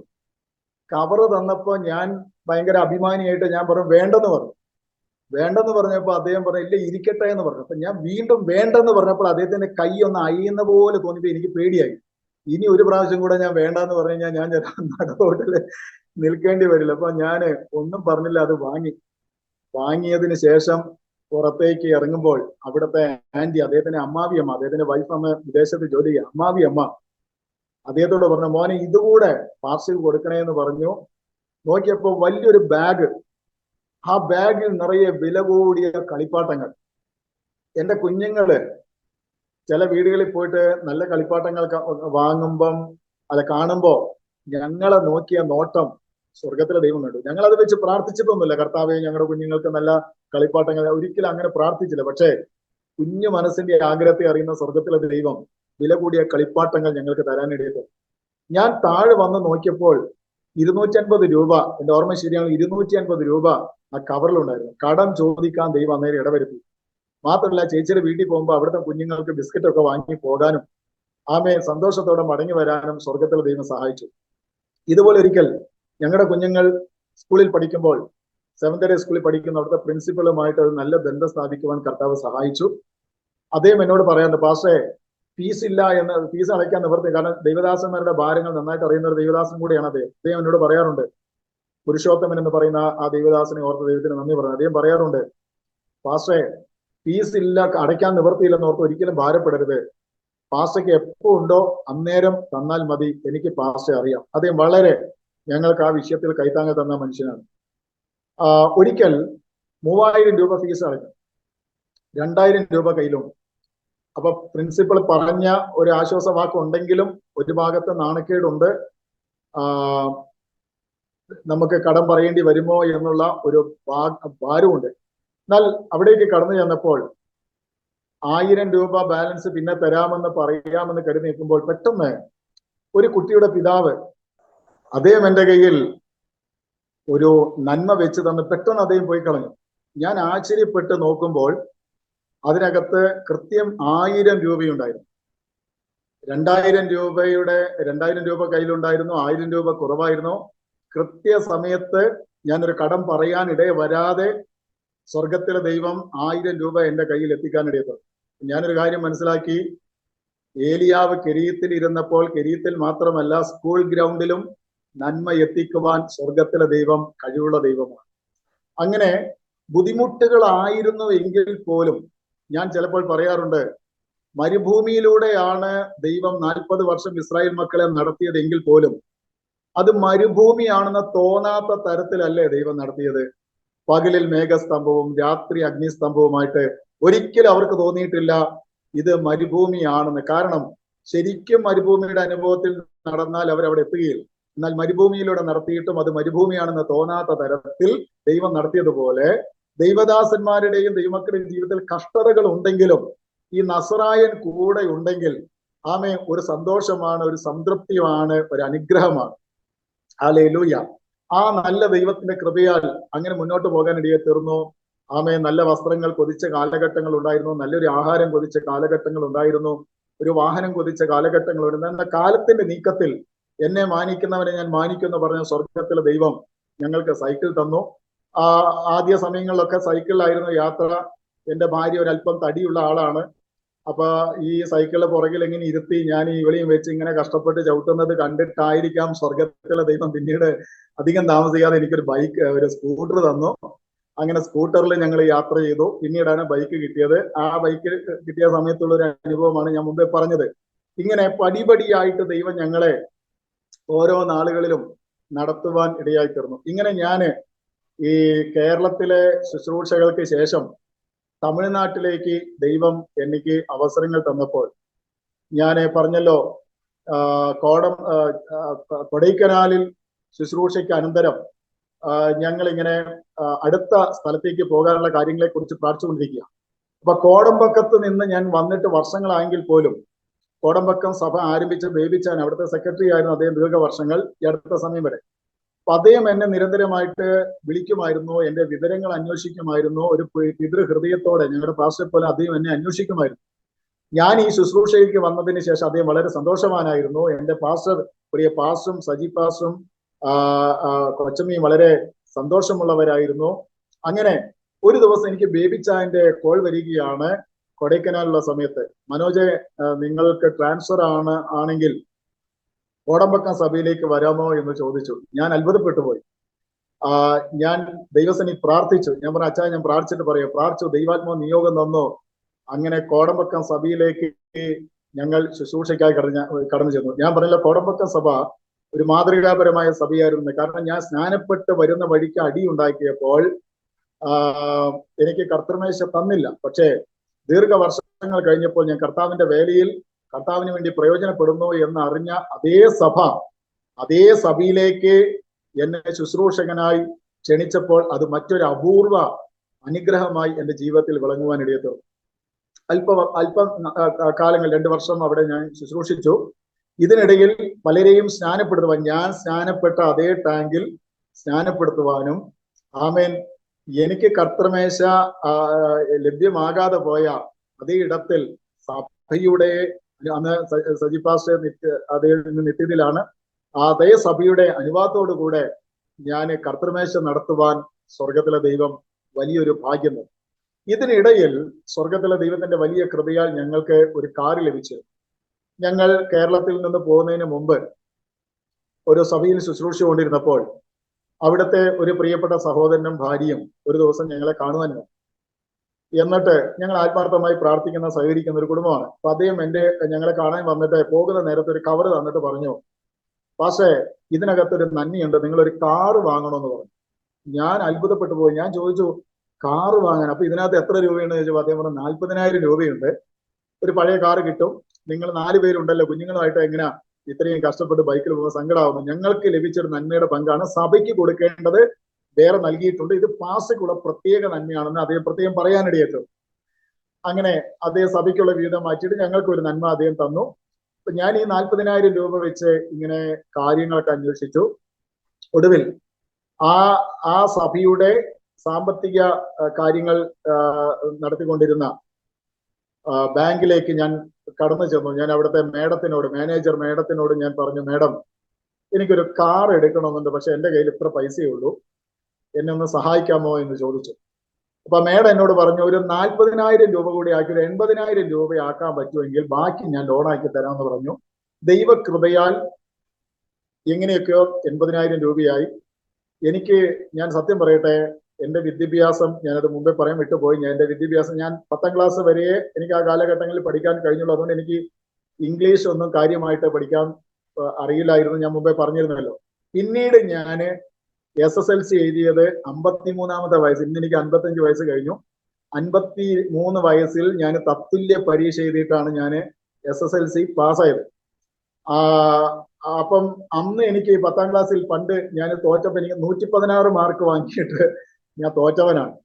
പക്ഷെ 53ാം വയസ്സിൽ ഞാൻ തത്തുല്യ പരീക്ഷ എഴുതിയപ്പോൾ എനിക്ക് കെമിസ്ട്രിയിൽ A+ ഉണ്ടായിരുന്നു, ചില വിഷയങ്ങളിൽ A+ ഉണ്ടായിരുന്നു. ഇന്ന് അറിഞ്ഞുകൂടാ എങ്ങനെ A+ കിട്ടിയെന്ന്. പക്ഷെ ഞാൻ കോപ്പി അടിക്കാറില്ല. ഞാൻ വിശ്വാസത്തിൽ വന്നിട്ട് ഇന്ന് ഞാൻ ദൈവത്തിന്റെ കൃപയാൽ ഗ്രേസ് ബൈബിൾ കോളേജ് എന്ന് പറയുന്ന നമ്മുടെ പ്രിയപ്പെട്ട സുനിൽ കൊടിത്തോട്ടം അവർ നേതൃത്വം നൽകുന്ന ബൈബിൾ കോളേജിൽ ഇന്നും ഞാനൊരു കോഴ്സ് ചെയ്തുകൊണ്ടിരിക്കുകയാണ്. കർത്താവിന്റെ കൃപയാൽ ഇന്നും ഞാനൊരു വിദ്യാർത്ഥിയാണ്. അപ്പൊ അന്നൊന്നും എനിക്ക് പഠിക്കാൻ കഴിയാതെ പോയി. എന്നാൽ ദൈവത്തിന്റെ കൃപയാൽ ഇന്ന് ഇങ്ങനെയൊക്കെ ആകുവാൻ തക്കണോ സ്വർഗത്തിലെ ദൈവം വലിയ കൃപ ചെയ്തു. അങ്ങനെ പറഞ്ഞു വരികയാണെങ്കിൽ ഈ കാലയളവിലൊക്കെ കർത്താവിന്റെ വലിയ കൃപ ഞങ്ങളെ അത്ഭുതകരമായി നടത്തുവാൻ ഇടയായിട്ടുണ്ട്. അപ്പൊ ഈ മാനേജർ എനിക്ക് വേണ്ടി എല്ലാ ഫോമുകളും ഫില്ല് ചെയ്തു. ഞാൻ പറഞ്ഞു, മേഡം എനിക്ക് അറിഞ്ഞുകൂടാന്ന് പറഞ്ഞപ്പോൾ ആ മേഡം എല്ലാ കാര്യങ്ങളും, ഒരുപാട് ഫോമുകൾ ഫില്ല് ചെയ്യാനുണ്ട്, എല്ലാം മേഡം എനിക്ക് വേണ്ടി ഫില്ല് ചെയ്ത് തന്നു. എനിക്ക് കാറ് കിട്ടി, പുതിയ കാറ് വാങ്ങി. ഞാൻ ഒരു പാക്കറ്റ് സ്വീറ്റുമായിട്ട് ഞാൻ മേഡത്തിനെ കാണാൻ ചെന്നു. അന്ന് മേഡത്തിന്റെ ട്രാൻസ്ഫറിന്റെ ദിവസമായിരുന്നു. അവർക്ക് മറ്റൊരു സ്ഥലത്തേക്ക്, തൃശ്ശൂരിലേക്ക് പ്രൊമോഷനോട് കൂടിയുള്ള ഒരു ട്രാൻസ്ഫർ ലഭിക്കാനായിട്ട്. അപ്പൊ ഞാൻ വിചാരിച്ചു എനിക്ക് വേണ്ടി മാത്രമാണ് ആ മേഡത്തിന് ദൈവം അവിടെ ആക്കി വെച്ചത്. കാരണം പാസ്റ്റേഴ്സിന് ഒരിക്കലും ഒരു ബാങ്കിൽ നിന്ന് ലോൺ തരാറില്ല. ഞാൻ ബൈക്ക് എടുക്കാൻ വേണ്ടി പല ബാങ്കുകളിൽ കയറി നടന്നപ്പോൾ എന്റെ മുഖത്ത് നോക്കി പറഞ്ഞിട്ടുണ്ട്, നിങ്ങളെപ്പോലെയുള്ള ഒരാൾക്ക് എങ്ങനെയാ, നിങ്ങളെപ്പോലുള്ളവർക്ക് എങ്ങനെയാ ലോൺ തരുന്നത്? നിങ്ങൾ ഇന്ന് ഇവിടെ കാണും, നാളെ വേറെ സ്ഥലത്ത് ട്രാൻസ്ഫർ ആയി പോകും, അവിടെ ദയവ് ചെയ്ത് ഇത് തരാൻ പറ്റില്ല. അങ്ങനെ സങ്കടപ്പെട്ട് വന്ന സമയങ്ങളുണ്ട്. ആ സ്ഥാനത്താണ് ഈ പ്രിയപ്പെട്ട മേഡം ഇങ്ങനെ ഒരു ഉപകാരം ചെയ്യാനായിട്ട് തരുന്നത്. അത് കൃത്യമായിട്ട് അടച്ചു തീർക്കാൻ തക്കണം സ്വർഗത്തിലെ ദൈവം സഹായിച്ചു. അങ്ങനെ മദ്രാസിലേക്ക് ഞങ്ങൾ കടന്നു ചെന്നു. അവിടെ ചെന്ന് ദൈവകൃപയാൽ മോളുടെ മൂത്ത മകളുടെ വിവാഹ സമയമായപ്പോൾ ആ കാറ് കൊടുത്ത് പുതിയൊരു കാറ് വേഗണർ എടുക്കുവാൻ തക്കണം ദൈവം സഹായിച്ചു. ഇതിനിടയിൽ ഞാൻ പണ്ട് പറഞ്ഞല്ലോ, മദ്രാസിൽ ജോലി ചെയ്ത കൂട്ടത്തിൽ ഞാൻ ഒരു ഫാക്ടറിയിൽ വാച്ച്മാൻ ആയിട്ട് ഞാൻ ജോലി ചെയ്തിട്ടുണ്ട്. അപ്പൊ രാത്രിയിലൊക്കെ ഉറങ്ങാതെ ഇങ്ങനെ ഇരിക്കാൻ വേണ്ടി ഞങ്ങൾ അടുത്തടുത്ത ഫാക്ടറിയിലെ വാച്ച്മാൻമാര് ഇങ്ങനെ വിസിലടിക്കും ഉറങ്ങാതിരിക്കാൻ വേണ്ടി. പിന്നെ തീ കൂട്ടിയിട്ട് നല്ല യൂണിഫോം ഒക്കെ ധരിച്ച് ഇങ്ങനെ തീ കൂട്ടിയൊക്കെ ഇങ്ങനെ രാത്രി അവിടെ പാർക്കാറുണ്ട്. അപ്പൊ രാവിലെ ഓഫീസിലെ ഉദ്യോഗസ്ഥന്മാർ, അവിടുത്തെ MD ഒക്കെ അവിടെ ആളുകൾ വരുമ്പോൾ അവിടെ നിന്ന് നമ്മൾ സല്യൂട്ട് ചെയ്യും. അങ്ങനെ ഒരു കാലഘട്ടം എന്റെ ജീവിതത്തിൽ ഉണ്ടായിരുന്നു. ഞാൻ മദ്രാസിലേക്ക് ഞാൻ കർത്താവിന്റെ വേലയ്ക്കുള്ള ബന്ധത്തിൽ പിന്നീട് വർഷങ്ങൾക്ക് ശേഷം ഞാൻ കടന്നു ചെന്നപ്പോൾ ഒരു ദിവസം സഭയിൽ ഒരാൾ സുഖമില്ലാതെ ഹോസ്പിറ്റലിൽ അഡ്മിറ്റാണ്. അവിടുത്തെ ഒരു പ്രസിദ്ധമായ ഹോസ്പിറ്റൽ, അപ്പോളോ ഹോസ്പിറ്റൽ. ആ ഹോസ്പിറ്റലിലേക്ക് ഞാൻ അദ്ദേഹത്തെ കാണാൻ തക്കവണ്ണം കടന്നു ചെന്നു. അപ്പം ഉള്ളിലെ പാർക്കിംഗ് ഏരിയ എല്ലാം ഫില്ലായി. അപ്പൊ സെക്യൂരിറ്റി എന്നോട് പറഞ്ഞു പുറത്ത് എവിടെയെങ്കിലും ഒന്ന് പാർക്ക് ചെയ്യാം. ഞാൻ പുറത്ത് ഇങ്ങനെ വണ്ടി പാർക്ക് ചെയ്യാൻ തക്കവണ്ണം കടന്നു ചെന്നു. പല സ്ഥലത്ത് ചെന്നും ഇല്ല. പിന്നെ കുറെ ദൂരെ പോയിട്ട് പാർക്ക് ചെയ്യേണ്ടി വരും. ഞാൻ ആ കാർ അവിടെ നിർത്തിയിട്ട് ഞാൻ വെളിയിലോട്ട് ഇറങ്ങുമ്പോൾ, കാരണം വർഷങ്ങൾക്ക് ശേഷം ഞാൻ ചെല്ലുമ്പോൾ മദ്രാസ് ഒക്കെ ഒത്തിരി ചേഞ്ച് ആയി. നമുക്കറിയില്ല, നമ്മുടെ നാട് പോലെയല്ല മദ്രാസ് എന്ന് പറയുന്ന സിറ്റികളൊക്കെ പെട്ടെന്ന് മാറ്റങ്ങൾ വരും. വർഷങ്ങൾ കഴിഞ്ഞ് ഞാൻ ചെന്നപ്പോൾ അവിടെ ഒത്തിരി വ്യത്യാസങ്ങൾ വന്നിട്ടുണ്ട്. ഞാൻ കാറ് നിർത്തി വെളിയിൽ ഇറങ്ങുമ്പോൾ പെട്ടെന്ന് പരിശുദ്ധാത്മാവ് ഒരു കെട്ടിടം എന്റെ ഹൃദയത്തിൽ ഇങ്ങനെ കാണിച്ചു തരിക. ഞാൻ നോക്കിയപ്പോൾ വർഷങ്ങൾക്ക് മുമ്പ് ഒരു നേരത്തെ ആഹാരത്തിന് വകയില്ലാതെ ഞാൻ കിടന്ന ആ തെരുവിലെ കെട്ടിടമായിരുന്നു. സ്തോത്രം. ആ കെട്ടിടത്തിന്റെ മുമ്പിലാണ് വർഷങ്ങൾക്ക് ഇപ്പുറത്ത് ഒരു ഭിക്ഷക്കാരനായിട്ടല്ല, യേശു കർത്താവിന്റെ ദാസനായിട്ട് എന്റെ സ്വന്തം കാർ അവിടെ പാർക്ക് ചെയ്തു. ഞാൻ അന്ന് നിസ്സഹായനായി വർഷങ്ങൾക്ക് മുമ്പ് ആമേ കർത്താവിനോട് നിലവിളിച്ചപ്പോൾ സ്വർഗത്തിലെ ദൈവം അന്ന് അവിടെ എനിക്കൊരു പാർക്കിംഗ് ഏരിയ എനിക്ക് ഒരുക്കിയിരുന്നു എന്ന് അന്ന് ഞാൻ അറിഞ്ഞില്ല. ഇന്ന് ഞാൻ പറയാം, ഇന്നും ഏത് സാഹചര്യത്തിൽ യേശു കർത്താവിന് വേണ്ടി ജീവിക്കാൻ ഞാൻ പഠിച്ചിട്ടുണ്ട്. എന്റെ മക്കൾക്ക് ഇന്നും, എന്റെ ഭാര്യ ആകട്ടെ, മക്കളാകട്ടെ, ഞാനാകട്ടെ, ഇന്ന് ഈ 30 വർഷം കഴിഞ്ഞിട്ടും എല്ലാ ദിവസവും ഞങ്ങൾക്ക് ഇറച്ചി വേണമെന്നോ മീൻ വേണമെന്നോ നല്ല വീട് വേണമെന്നോ ഞങ്ങൾക്ക് ആഗ്രഹമില്ല. ആമേ, അങ്ങനെ ഞങ്ങൾ പഠിച്ചിട്ടുമില്ല. ഏത് സാഹചര്യത്തിലും യേശു കർത്താവിന് വേണ്ടി ജീവിക്കാനുള്ള നല്ല പഠനം, ആമേ, പരിചയം കർത്താവ് ഞങ്ങൾക്ക് ഒരുക്കി തന്നിട്ടുണ്ട്. കാർ ഉള്ളത് കൊണ്ടോ ബൈക്ക് ഉള്ളത് കൊണ്ടോ ഇന്ന് നല്ല വീട്ടിൽ പാർക്കുന്നതുകൊണ്ടോ ഞാൻ ഒരിക്കലും വലിയവനല്ല. വന്ന വഴികൾ ദൈവം നടത്തിയതാണ്. നാളെ കർത്താവ് ഒരു കുടിലിൽ പാർപ്പിച്ചാലും യേശു ഉള്ളത് കൊണ്ട് ഞങ്ങൾ സന്തോഷത്തോടെ പാർക്കാൻ, ആമേ, സന്തോഷം. ഓക്കെ, അങ്ങനെ ഞാന് അവിടെ നിന്നും ദൈവത്തെ സ്തുതിച്ചു. ഞാൻ അദ്ദേഹത്തെ ഫോട്ടോ എടുത്തു. അങ്ങനെ ഹോസ്പിറ്റലിൽ പോയി ഞാൻ അദ്ദേഹത്തിന് വേണ്ടി പ്രാർത്ഥിച്ചു. പിന്നീട് ദൈവം ഞങ്ങളെ വർഷങ്ങൾക്ക് മുമ്പ് കർത്താവിന്റെ ഒരു ദൈവദാസൻ ഇങ്ങനെ പറഞ്ഞു, നിങ്ങൾ വലിയ സിറ്റികളിൽ പാർക്കും, മെട്രോപൊളിറ്റൻ സിറ്റിയിൽ പാർക്കും, പിന്നെ ഫ്ലാറ്റുകളിൽ താമസിക്കും എന്ന് പറയാൻ ഇടയത്തുള്ളൂ. അങ്ങനെ ഞങ്ങള് കോടമ്പക്കത്തുള്ളപ്പോൾ ആദ്യം ഒരു വീട്ടിൽ താമസിച്ചു. പിന്നീട് ഞങ്ങൾക്ക് മറ്റൊരു സ്ഥലത്തേക്ക് മാറേണ്ടി വന്നപ്പോൾ ആ പ്രവചനം നിറവേറുകയായിരുന്നു. പോലീസ് ഉദ്യോഗസ്ഥന്മാരും ഡോക്ടേഴ്സും താമസിക്കുന്ന ഒരു ഫ്ലാറ്റിൽ 16,500 രൂപ വാടകയ്ക്ക് പല മാസങ്ങൾ ഞങ്ങൾ അവിടെ താമസിക്കുവാൻ തക്കണം ഇടയായി. എന്റെ കാറ് ആ ഫ്ലാറ്റിലേക്ക് ചെല്ലുമ്പോൾ റിട്ടയർഡ് പോലീസ് ഉദ്യോഗസ്ഥൻ സല്യൂട്ട് ചെയ്യുകയാണ്. അപ്പൊ ഞാൻ ഓർത്തു, പണ്ട് എന്റെ ഒരു മുതലാളി കയറി വരുമ്പോൾ സെക്യൂരിറ്റി ഗാർഡ് ഞാൻ സല്യൂട്ട് ചെയ്യും. ഇന്ന് കർത്താവിന്റെ ദാസൻ എന്ന നിലയിൽ കർത്താവ് എന്റെ മുമ്പിൽ മറ്റൊരാളെ സല്യൂട്ട് ചെയ്യിപ്പിക്കുക. അഹങ്കരിച്ചില്ല കേട്ടോ, ഇന്നും അഹങ്കാരമില്ല. കാരണം ഇന്നും ഞാൻ ചെറിയവനാണ്, യോഗ്യതയൊന്നും പറയാനില്ല. അങ്ങനെ സ്വർഗത്തിലെ ദൈവം ഞങ്ങളെ മാനിച്ച് വഴി നടത്തി. പല മേഖലകളിൽ ശുശ്രൂഷകൾക്കായി കർത്താവ് ഞങ്ങളെ സഹായിച്ചു. പിന്നെ അവിടുത്തെ സെന്റർ പാസ്റ്റർ, അവിടുത്തെ ശുശ്രൂഷകന്മാർ, അവിടുത്തെ ദൈവമക്കളൊക്കെ ഞങ്ങളെ നന്നായി ആദരിക്കുവാൻ, അവിടുത്തെ സെന്റർ പാസ്റ്റർ ശാമുൽ പാസ്റ്റർ ഒരിക്കലും മറക്കുവാൻ സാധ്യമല്ല. പ്രായാധിക്യമുണ്ടെങ്കിലും ഞങ്ങൾക്ക് വളരെ കൈത്താങ്ങൽ തന്ന ഒരു ദൈവദാസനാണ്. എനിക്ക് വളരെ കൈത്താങ്ങൽ തന്ന അനേക ദൈവദാസന്മാരുടെ മധ്യത്തിൽ അങ്ങനെയുള്ളവരെ മറക്കുവാൻ ഒരിക്കലും സാധ്യമല്ല. അതിനുശേഷം ഞങ്ങൾ നാട്ടിലേക്ക്, പാലക്കാട് ജില്ലയിലേക്ക് കടന്നു വന്നു. പാലക്കാട് നോർത്ത് സെന്ററിൽ മത്തായി പാസ്റ്ററുടെ നേതൃത്വത്തിൽ ഉള്ള നോർത്ത് സെന്ററിലായിരുന്നു ചില നാളുകൾ. അവിടെ കർത്താവിന്റെ വേലയിൽ തുടർന്ന് ഇപ്പോൾ ചാക്കോദേവസിയ എന്ന് പറയുന്ന സെന്റർ ശുശ്രൂഷകന്റെ നേതൃത്വത്തിൽ അദ്ദേഹം ശുശ്രൂഷിക്കുന്ന സഭയിൽ ഇപ്പോൾ ഒരു അസോസിയേറ്റ് പാസ്റ്ററായിട്ട് ഞങ്ങൾ ഇവിടെ ആയിരിക്കുന്നു. വളരെ സന്തോഷത്തോടെ കർത്താവിന്റെ വേലയിലായിരിക്കുന്നു. എൻ്റെ ഭാര്യ കർത്താവിന് വേണ്ടി വളരെ പല നിലയിൽ പ്രയോജനപ്പെടുന്നു. കുഞ്ഞുങ്ങൾ 2 പേരും പ്രയോജനപ്പെടുന്നു. അവർക്ക് വേണ്ടി പ്രാർത്ഥിക്കണം. എൻ്റെ മൂത്ത മകൾ കുടുംബമായിട്ട്, എൻ്റെ മകളുടെ ഭർത്താവ് ജോയൽ, അദ്ദേഹം നിങ്ങൾക്ക് എല്ലാവർക്കും അറിയാവുന്ന പോലെ ചില മാസങ്ങൾക്ക് മുമ്പ് നിത്യതയിലേക്ക് പ്രവേശിച്ച ബിജു കറുകയിൽ, അദ്ദേഹം പൗർഷൻ ടിവിയുടെ ഒരു പ്രധാന ഘടകമായിരുന്നല്ലോ. അദ്ദേഹം ഇന്ന് നിത്യതയിൽ വിശ്രമിക്കുന്നു. അദ്ദേഹത്തിന്റെ ഏക മകൻ ജോയലാണ് എൻ്റെ മൂത്ത മകളെ വിവാഹം ചെയ്തിരിക്കുന്നത്. പ്രിയ മകന്റെ മനസ്സിൽ കുഞ്ഞുനാൾ തൊട്ട് തന്നെ ആഗ്രഹമായിരുന്നു ആഫ്രിക്കയിലേക്ക് കർത്താവിന്റെ വേലയ്ക്ക് പോകണമെന്ന്. അങ്ങനെ അവർ നിരന്തരമായി പ്രാർത്ഥിച്ചു. ഇപ്പോൾ അവർ ആഫ്രിക്കയിലേക്ക് പോകാൻ വലിയ താല്പര്യത്തോടെ, അതിന്റെ കാര്യങ്ങളൊക്കെ അവിടുത്തെ ചില പ്രശ്നങ്ങൾ കാരണം ആ കാര്യങ്ങൾ പെൻഡിങ്ങിൽ നിൽക്കുകയാണ്. ദൈവം അനുവദിക്കുന്ന പക്ഷം അവർ ആഫ്രിക്കയിലേക്ക് പോയി കർത്താവിന്റെ വേല ചെയ്യാൻ ആഗ്രഹിക്കുന്നു. 4 വയസ്സുള്ള ഒരു മകനുണ്ട്, ഈബൽ എന്നാണ് അവന്റെ പേര്. ജോയലും പേർസീസും ഈബലും കർത്താവിന് വേണ്ടി വളരെയധികം പ്രയോജനപ്പെടുവാൻ ദൈവമക്കൾ പ്രാർത്ഥിക്കണം. പൗർവിഷൻ ടിവിയുള്ള ബന്ധത്തിൽ പ്രിയ മകൻ അവിടെ സൗണ്ട് എഞ്ചിനീയർ ആയിരുന്നു. എന്നാൽ ആഫ്രിക്കയിലേക്ക് പോകാനുള്ള താല്പര്യത്തിൽ ആ ജോലി റിസൈൻ ചെയ്തു. എങ്കിൽ പോലും പൗർവിഷൻ ടി വി ഇന്നും അവരെ ശുശ്രൂഷയിൽ കൈക്കൊണ്ട് അവിടുത്തെ ശുശ്രൂഷയിലും പുറത്ത് അവരെ ക്ഷണിക്കുന്ന യൂത്ത് മീറ്റിങ്ങുകൾ, മറ്റു ശുശ്രൂഷകളിലേക്ക് അവർ കുടുംബമായി പോകുന്നു. ഞങ്ങളുടെ പ്രിയ ബിജു കറിയിൽ, ഞാൻ അണ്ണൻ എന്നാണ് വിളിക്കുന്നത്, അദ്ദേഹത്തിന്റെ സഹധർമ്മിണി ബിന്ദു എന്ന് പറയുന്ന മാന്യ വനിതയെ ഓർത്ത് നിങ്ങൾ പ്രാർത്ഥിക്കണം. ഈ സാഹചര്യങ്ങളൊക്കെ കർത്തൃദാസിയെ ദൈവം ബലപ്പെടുത്തണം.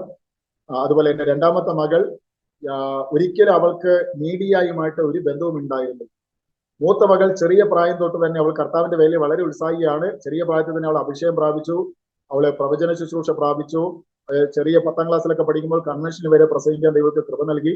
രണ്ടാമത്തെ മകൾ ഞങ്ങളുടെ ജീവിതത്തിന്റെ പ്രാരാബ്ദങ്ങളും ബുദ്ധിമുട്ടുകളൊക്കെ കണ്ടപ്പോൾ, പിന്നെ ചില തിക്തമായ അനുഭവങ്ങൾ, വേദനാജനകമായ അനുഭവങ്ങളൊക്കെ കണ്ടപ്പോൾ അവൾ തീരുമാനിച്ചു ഒരിക്കലും കർത്താവിന്റെ വേല ചെയ്യില്ലെന്ന്. അവൾ ചിന്തിച്ചത് മെഡിക്കൽ ഫീൽഡിലേക്ക് കടന്നുപോയി അധ്വാനിച്ച് പപ്പയ്ക്കും മമ്മിക്കും കൈത്താങ്ങായി തീരണം. പക്ഷെ ഞങ്ങൾ ആഗ്രഹിച്ച് കർത്താവിന്റെ വേലയോടുള്ള ബന്ധത്തിൽ പ്രയോജനം. എന്നാൽ ചില വർഷങ്ങൾക്ക് മുമ്പ് അവൾ ദൈവത്തിന് 21 ദിവസം ഉപവസിച്ചു. ആ ഉപവാസത്തിൽ ദൈവാത്മാവളോട് സംസാരിച്ചു. അവൾ കർത്താവിന്റെ വേലയ്ക്ക് വേണ്ടി ആരും നിർബന്ധിക്കാതെ, ഞങ്ങൾ നിർബന്ധിക്കാതെ അവൾ സമർപ്പിക്കപ്പെടുവാൻ ഇടയായി തീർന്നു. അങ്ങനെ MBBS എന്നുള്ള സ്വപ്നം അവൾ മാറ്റിവെച്ച് കർത്താവിന്റെ ഹിതത്തിന് വേണ്ടി ഏൽപ്പിച്ചു. അങ്ങനെ അവൾ BA ഇംഗ്ലീഷ് പാലക്കാട് അതേ കോളേജിൽ, മേഴ്സി കോളേജിൽ പഠിച്ച് പൂർത്തീകരിച്ചു. ഫസ്റ്റ് ക്ലാസ്സോടെ പാസ്സാകുവാൻ ഇടയായി തീർന്നു. അനന്തരം പല കാര്യങ്ങളിലേക്ക് താൽക്കാലികമായിട്ട് കർത്താവിന്റെ വേലയ്ക്ക് ഒരു വഴി തുറക്കുന്നതിന് മുമ്പ് ജോലി ചെയ്ത് ഞങ്ങൾക്കൊരു സഹായത്തിന് വേണ്ടി അവൾ പരിശ്രമിച്ചുകൊണ്ടിരിക്കുമ്പോൾ അവളെ വിളിച്ചു. ഒരിക്കലും ഒരു സാഹചര്യം ഇല്ലാത്തയിടത്ത് പവർവിഷൻ TV-യിൽ അവൾക്ക് പ്രൊഡ്യൂസറായിട്ട് എൻ്റെ മകനിലൂടെ ഒരു സാഹചര്യങ്ങൾ അവിടെയുള്ള അധികാരികൾ ഒരുക്കി കൊടുത്തു. അങ്ങനെ അത് നന്ദിയോടെ ഓർക്കുന്നു. ഒരിക്കലും സാധ്യതയില്ലാത്ത, സംബന്ധമില്ലാത്ത ആ ഫീൽഡിൽ 3 മാസത്തോളമായി ദൈവകൃപയാൽ നല്ല നിലയിൽ അവൾ അവിടെ ജോലി ചെയ്യുമ്പോൾ തന്നെ ഇപ്പോൾ MSc സൈക്കോളജിയും കൂടെ ജോയിൻ ചെയ്ത് അവൾ ഓൺലൈനിൽ പഠിക്കുന്നു. ഇങ്ങനെ ദൈവത്തിന്റെ കൃപയാൽ ഇന്ന് ഈ ശുശ്രൂഷയിൽ ഞങ്ങൾ മുമ്പോട്ട് പോകുവാൻ തക്കണം സ്വർഗത്തിലെ സർവ്വകൃപാലുവായ ദൈവം സഹായിച്ചുകൊണ്ടിരിക്കുന്നു. ഞങ്ങളുടെ ശുശ്രൂഷകളെ ഓർത്ത് പ്രാർത്ഥിക്കണം. ഈ സഭയുള്ള ബന്ധത്തിൽ ശുശ്രൂഷിക്കുമ്പോൾ തന്നെ കർത്താവിന്റെ ദാസന്റെ അനുവാദത്തോടെ കഴിഞ്ഞ ദിവസം തമിഴ്നാട്ടിൽ ഒരു കൺവെൻഷനിൽ തമിഴിൽ തന്നെ പ്രസംഗിക്കാൻ ദൈവം കൃപ ചെയ്തു. എനിക്ക് ഏറ്റവും ഇഷ്ടമുള്ള ഒരു ഭാഷയാണ് തമിഴ്. മറ്റു ഭാഷകളൊന്നും എനിക്ക് അങ്ങനെ അറിഞ്ഞുകൂടാ. എങ്കിലും ദൈവം അയക്കുന്ന ഇടങ്ങളിലൊക്കെ കർത്താവിനെ സാക്ഷീകരിക്കാൻ തക്കണം. നോർത്ത് ഇന്ത്യയിലും തമിഴ്നാട്ടിലും അതുപോലെ കർണാടകയിലും കേരളത്തിലൊക്കെ ദൈവം ഉപയോഗിക്കുന്നു. ദൈവം തരുന്ന കൃപയ്ക്കൊത്തവണ്ണം എനിക്ക് ദൈവത്തോട് ഒറ്റ പ്രാർത്ഥനയേ ഉള്ളൂ. എനിക്ക് എൻ്റെ ദൈവത്തോട് കൂടുതൽ വിശ്വസ്തനാകും. എൻ്റെ ദൈവം ജീവിക്കുന്നു എന്ന് എൻ്റെ ശുശ്രൂഷയിലൂടെ, ജീവിതത്തിലൂടെ എനിക്ക് എൻ്റെ ആയുസ് എത്ര കാലം ഉണ്ടെന്ന് എനിക്ക് അറിഞ്ഞുകൂടാ. ഞാൻ ദൈവത്തോടെ എനിക്ക് ദീർഘായുസിന് വേണ്ടി ഞാൻ പ്രാർത്ഥിക്കുന്നുണ്ടോ, മറ്റൊന്നിനു വേണ്ടിയിട്ടല്ല, വലിയ വലിയ സുഖത്തിലേക്ക് പ്രവേശിക്കാൻ വേണ്ടിയിട്ടല്ല. എനിക്ക് തൃപ്തിയായിട്ട് എൻ്റെ കർത്താവിനെ സന്തോഷിപ്പിക്കത്തക്ക നിലയിൽ ഇന്ന് വരെ ആ വേലയിൽ ഒരു പൂർണ്ണനാകാൻ എനിക്ക് കഴിഞ്ഞിട്ടില്ല എന്നുള്ളൊരു ഖേദം ഇന്നും എന്നെ അലട്ടിക്കൊണ്ടിരിക്കുമ്പോൾ ഞാൻ ദൈവത്തോട് പറയുന്നത്, കർത്താവ് എനിക്ക് ആയുസ് തരണം, മറ്റൊന്നിനും വേണ്ടിയല്ല. എൻ്റെ ജീവിതത്തിൽ ഏതെല്ലാം മേഖലകളിൽ എന്നെ ശത്രു തോൽപ്പിച്ചോ ആ മേഖലകളിൽ തോറ്റുപോകുന്നവരെ ശത്രുവിനെ പരാജയപ്പെടുത്തിക്കൊണ്ട് ഈ കർത്താവിന്റെ വേലയിലേക്ക് അവരെ കൈപിടിച്ച് ഉയർത്തിക്കൊണ്ട് ദൈവസഭയും ദൈവദാസന്മാരെയും തളർത്തിക്കളയുന്ന, പരാജയപ്പെടുത്തുന്ന, അവരെ ഒന്നുമല്ലാതാക്കി മൂലയ്ക്കാക്കുന്ന ശത്രുവിന് മേൽ നമുക്ക് ജയമുണ്ടെന്ന് അനേകർക്ക് കാട്ടിക്കൊടുക്കുന്ന തരത്തിൽ അവരെ ഈ ശുശ്രൂഷയിൽ കൈപിടിച്ച് ഉയർത്തത്തക്ക നിലയിൽ എന്നെയും പരിശുദ്ധാത്മാവിൽ ശക്തിപ്പെടുത്തി കർത്താവെ അനേകർക്ക് പ്രയോജനമാകുന്ന ഒരു ശുശ്രൂഷ ചെയ്യുവാൻ കർത്താവിനെ സഹായിക്കണം എന്നുള്ള ഒരു പ്രാർത്ഥന. ഒന്നുകൂടെ പറഞ്ഞാൽ കർത്താവിന് ശക്തിയുണ്ട്. ആ ശക്തി അത്ഭുതങ്ങളും അടയാളങ്ങളും വീര്യപ്രവൃത്തികളിലൂടെ യേശുവിനെ ഉയർത്തുവാനുള്ള ഒരു ശുശ്രൂഷ എന്നിലൂടെ നിവർത്തിക്കണം. എൻ്റെ കുറവുകളെല്ലാം ക്ഷമിച്ച ദൈവം നിവർത്തിക്കണമെന്നുള്ള പ്രാർത്ഥന എൻ്റെ ജീവിതത്തിലുണ്ട്. എൻ്റെ സഹധർമ്മിണിക്ക് വേണ്ടി പ്രാർത്ഥിക്കണം, എൻ്റെ കുഞ്ഞുങ്ങൾക്ക് വേണ്ടി പ്രാർത്ഥിക്കണം. ഇവിടുത്തെ സഭ ഉമ്മിനി എന്ന് പറയുന്ന സ്ഥലത്താണ് ഈ സഭയുള്ളത്. ഇവിടുത്തെ ദൈവമക്കളെയും പ്രിയപ്പെട്ട ചാക്കോ പാസ്റ്ററേയും കുടുംബത്തെ ഓർത്ത് പ്രാർത്ഥിക്കണം. ഇത്രത്തോളം സമയം എനിക്ക് അവസരങ്ങൾ ഒരുക്കി തന്ന ബഹുമാനപ്പെട്ട പാസ്റ്ററോടും ഇതിൽ സംബന്ധിക്കുന്ന എല്ലാ പ്രിയപ്പെട്ടവരുള്ള നന്ദി ഞാൻ ഈ തരുണത്തിൽ ഒരിക്കൽ കൂടെ അറിയിക്കുകയാണ്.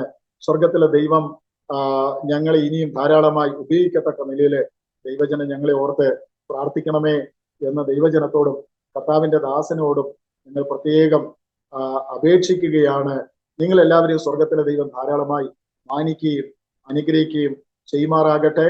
പ്രത്യേകിച്ച് ഞാൻ മുമ്പേ പറഞ്ഞതുപോലെ ആരോമ TV-യുടെ പ്രവർത്തനങ്ങൾ പ്രിയപ്പെട്ട ദാനിയൽ ജോൺ പാസ്റ്ററിലൂടെ ആരംഭിച്ച സ്വർഗത്തിലെ ദൈവം എന്നെ പോലെ അനേക ആയിരങ്ങൾക്ക് യേശുവിനെ ഉയർത്തുവാനുള്ള വേദിയായി മാറ്റുമ്പോൾ ഒരു കാര്യം വ്യക്തമാണ്, ജീവപുസ്തകത്തിൽ ചില പേരുകൾ എഴുതപ്പെടും. പാലക്കാട് ജില്ലയിൽ നിന്ന് തന്നെ ചില സാക്ഷ്യങ്ങൾ ഞാൻ ഇതിനു മുമ്പ് കേൾക്കാൻ ഇടയായി തീർന്നു. വരണ്ടുണങ്ങിയ ഒരു ദേശമാണ് ഈ പാലക്കാട് ജില്ല. പക്ഷേ ഒരു ഉണർവിന്റെ സമയത്തിലേക്ക് ഇതുപോലുള്ള മുഖാന്തരങ്ങളിലൂടെ ദൈവം ഈ ജില്ലയെ മാറ്റുമെന്ന് ഞങ്ങൾ വിശ്വസിക്കുന്നു. കാരണം ഞങ്ങളെ പോലെ ചിലരെ ഈ ജില്ലയിൽ നിന്ന് ദൈവം എഴുന്നേൽപ്പിച്ചു. ഞാൻ ഒരു കാര്യം കൂടെ ഒന്ന് പറഞ്ഞോട്ടെ. എന്റെ വിവാഹം നടക്കുമ്പോൾ 40 വർഷത്തിന് ശേഷമാണ് ഒരു പെന്തക്കോസ്ത് വിവാഹം വാണിയംകുളം എന്ന സ്ഥലത്ത് നടക്കുന്നത്. എന്റെ വിവാഹത്തിന് മുമ്പ് 40 വർഷത്തിന് മുമ്പായിരുന്നു ഒരു പെന്തക്കോസ്ത് വിവാഹം വാണിയംകുളത്ത് നടന്നത്. അതുപോലെ പെന്തക്കോസ്ത് വിശ്വാസത്തിന് വേരോട്ടമില്ലാത്ത ഒരു പ്രത്യേക സ്ഥലമാണ് ഈ സ്ഥലം. ഈ പാലക്കാട് ജില്ലയ്ക്ക് വേണ്ടി നിങ്ങൾ ആവതും പ്രാർത്ഥിക്കണം. അനേകായിരങ്ങൾ ഈ സാക്ഷ്യങ്ങൾ ശ്രവിക്കുന്നുണ്ടല്ലോ. ദൈവം പ്രിയപ്പെട്ട ജോൺ ദാനിയൽ പാസ്റ്ററെയും കുടുംബത്തെയും സഹശുശ്രൂഷകരെയും ധാരാളമായ വിവിധ ഭാഷകളിലേക്ക് ഈ ശുശ്രൂഷകൾ ഇനിയും വിസ്താരമാകട്ടെ.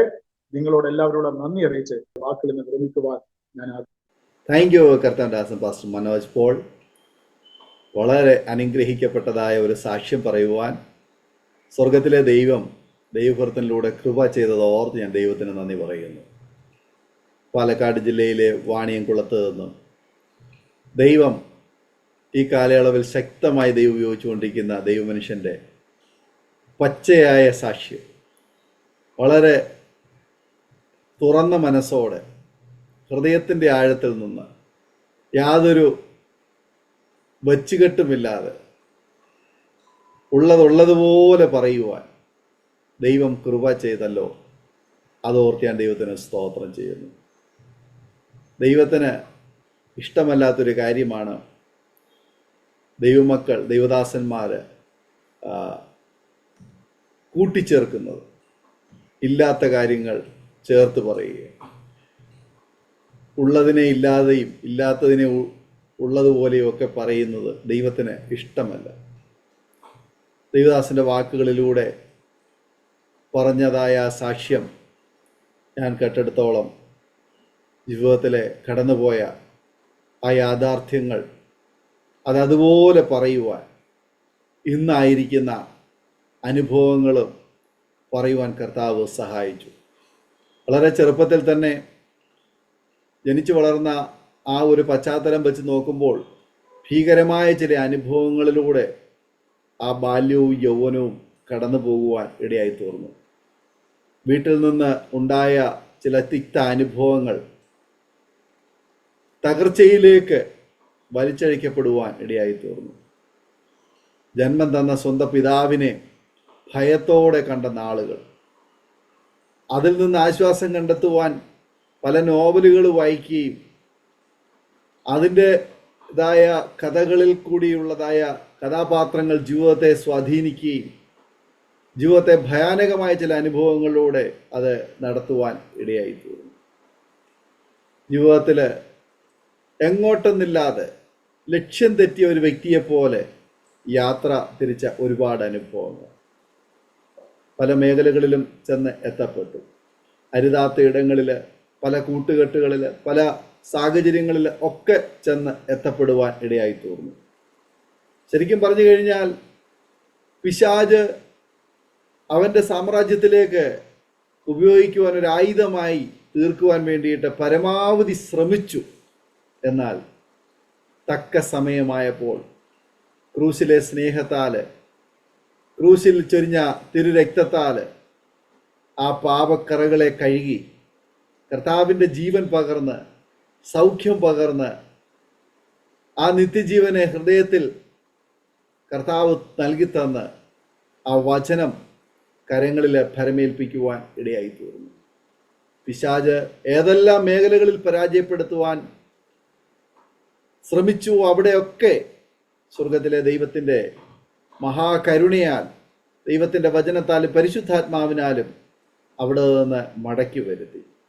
ഇന്ന് കർത്താവിൻ്റെ നല്ല സാക്ഷ്യം വഹിക്കുവാൻ, അനുഗ്രഹിക്കപ്പെട്ട ആത്മീയ ജീവിതവും കുടുംബജീവിതവും ശുശ്രൂഷാ മണ്ഡലവും നല്ല സാക്ഷ്യവും കാത്തു സൂക്ഷിക്കുവാൻ ദൈവം ഉപയോഗിച്ചുകൊണ്ടിരിക്കുന്നല്ലോ. ദൈവം തന്ന തലമുറകൾ, കുടുംബമൊക്കെ കർത്താവിൻ്റെ വേലയിൽ കൈത്താങ്ങായിരിക്കുന്നു എന്ന് കേൾക്കുവാൻ കഴിഞ്ഞു. ദൈവഭക്തനെ ദൈവം ധാരാളം അനുഗ്രഹിക്കട്ടെ. അരോമ ടിവിയുടെ ഓരോ ശ്രോതാക്കൾക്കും ഈ സാക്ഷ്യം വേറിട്ട ഒരു അനുഭവമായി തീരട്ടെ എന്ന് ഞങ്ങളും ആഗ്രഹിക്കുന്നു, പ്രാർത്ഥിക്കുന്നു. നമ്മുടെയൊക്കെ ജീവിതത്തിൽ ദൈവം ചെയ്തിട്ടുള്ള കാര്യങ്ങൾ അത് ദൈവനാമത്തിന് വേണ്ടി ദൈവം ഒരുക്കിയ കാര്യങ്ങളാണെന്ന് നാം തിരിച്ചറിഞ്ഞ ദൈവസേനയിൽ നന്ദിയുള്ളവരായിരിക്കാൻ തയ്യാറാകുമെങ്കിൽ തീർച്ചയായിട്ടും അത് നമ്മുടെ ജീവിതത്തിൽ വേറിട്ടൊരു അനുഭവമായിരിക്കും. നമ്മുടെ പരിമിതമായ ഈ ആയുസ് കർത്താവിന് വേണ്ടി ജീവിക്കുവാൻ നാം സമർപ്പിക്കുമെങ്കിൽ അതിൽ പരം ഭാഗ്യകരമായ അനുഭവം മറ്റൊന്നില്ല എന്നുള്ള സത്യം കൂടി തരുണത്തിൽ ഓർപ്പിക്കുന്നു. കഴിയുന്നിടത്തോളം ഈ സാക്ഷ്യം നിങ്ങൾ കേട്ട ശേഷം നിങ്ങളുടെ പ്രിയപ്പെട്ടവർക്ക്, സുഹൃത്തുക്കൾക്ക് ഷെയർ ചെയ്തു കൊടുക്കുക. അവരും കേട്ട് അനുഗ്രഹിക്കപ്പെടട്ടെ. അതിലൂടെ ദൈവനാമം മഹിമപ്പെടുവാൻ ഇടയായിത്തീരുമല്ലോ. മാത്രമല്ല, നിങ്ങളുടെ വിലയേറിയ അഭിപ്രായങ്ങളും നിർദ്ദേശങ്ങളും കമൻറ്റ് ബോക്സിൽ രേഖപ്പെടുത്താവുന്നതാണ്. നിങ്ങൾക്കൊരു പ്രാർത്ഥനാ വിഷയമുണ്ടെങ്കിൽ സ്ക്രീനിൽ കാണുന്ന നമ്പറിൽ ഞങ്ങളെ വിവരം അറിയിക്കാം. അരോമ ടിവിയുടെ ശ്രോതാക്കൾക്ക് വേണ്ടി എല്ലാ തിങ്കളാഴ്ചയും രാത്രി 9 മണിക്ക് ഓൺലൈനിലൂടെ പ്രാർത്ഥന നടന്നു വരുന്നു. നിങ്ങൾക്കും അതിൽ സംബന്ധിക്കാം. അടുത്ത അനുഗ്രഹിക്കപ്പെട്ട സാക്ഷ്യവും വചനചിന്തയുമായി വീണ്ടും കൂടി കാണുവരെയും എല്ലാ പ്രിയപ്പെട്ടവർക്കും goodbye. God bless you all. ആമേൻ. ഓർമ്മയുടെ മനോരഥത്തിൽ മായാത്ത ഓർമ്മയ്ക്കായി അരോമ മാട്രിമോണിയിൽ നിന്നും ജീവിത പങ്കാളിയെ കണ്ടെത്തൂ. നിങ്ങൾ ഒരു ക്രിസ്തീയ ജീവിത പങ്കാളിയെ അന്വേഷിക്കുകയാണോ? അതോ മക്കൾക്ക് അനുയോജ്യമായ ഒരു തക്ക തുണയ്ക്ക് വേണ്ടി പ്രാർത്ഥിക്കുന്ന വ്യക്തിയാണോ? എങ്കിൽ അരോമ മാട്രിമോണി നിങ്ങൾക്ക് വേണ്ടിയാണ്. ഇന്നു തന്നെ സൗജന്യമായി രജിസ്റ്റർ ചെയ്യൂ. അരോമ മാട്രിമോണിയുടെ പ്രത്യേകതകൾ: രജിസ്ട്രേഷൻ തികച്ചും സൗജന്യം. ലോകത്തെവിടെയുമുള്ള അനുയോജ്യമായ ക്രിസ്തീയ ജീവിത പങ്കാളിയെ തിരഞ്ഞെടുക്കാം. വിവാഹം നടക്കുന്നതുവരെ സർവീസ് ലഭിക്കുന്നു. ഏറ്റവും ചെറിയ പാക്കേജുകളും തിരഞ്ഞെടുക്കാം. അരോമ മാട്രിമോണി നിങ്ങൾക്കായി ഒരുക്കുന്നു വിവാഹം പരമാനന്ദം. Email aroma matrimony2020@gmail.com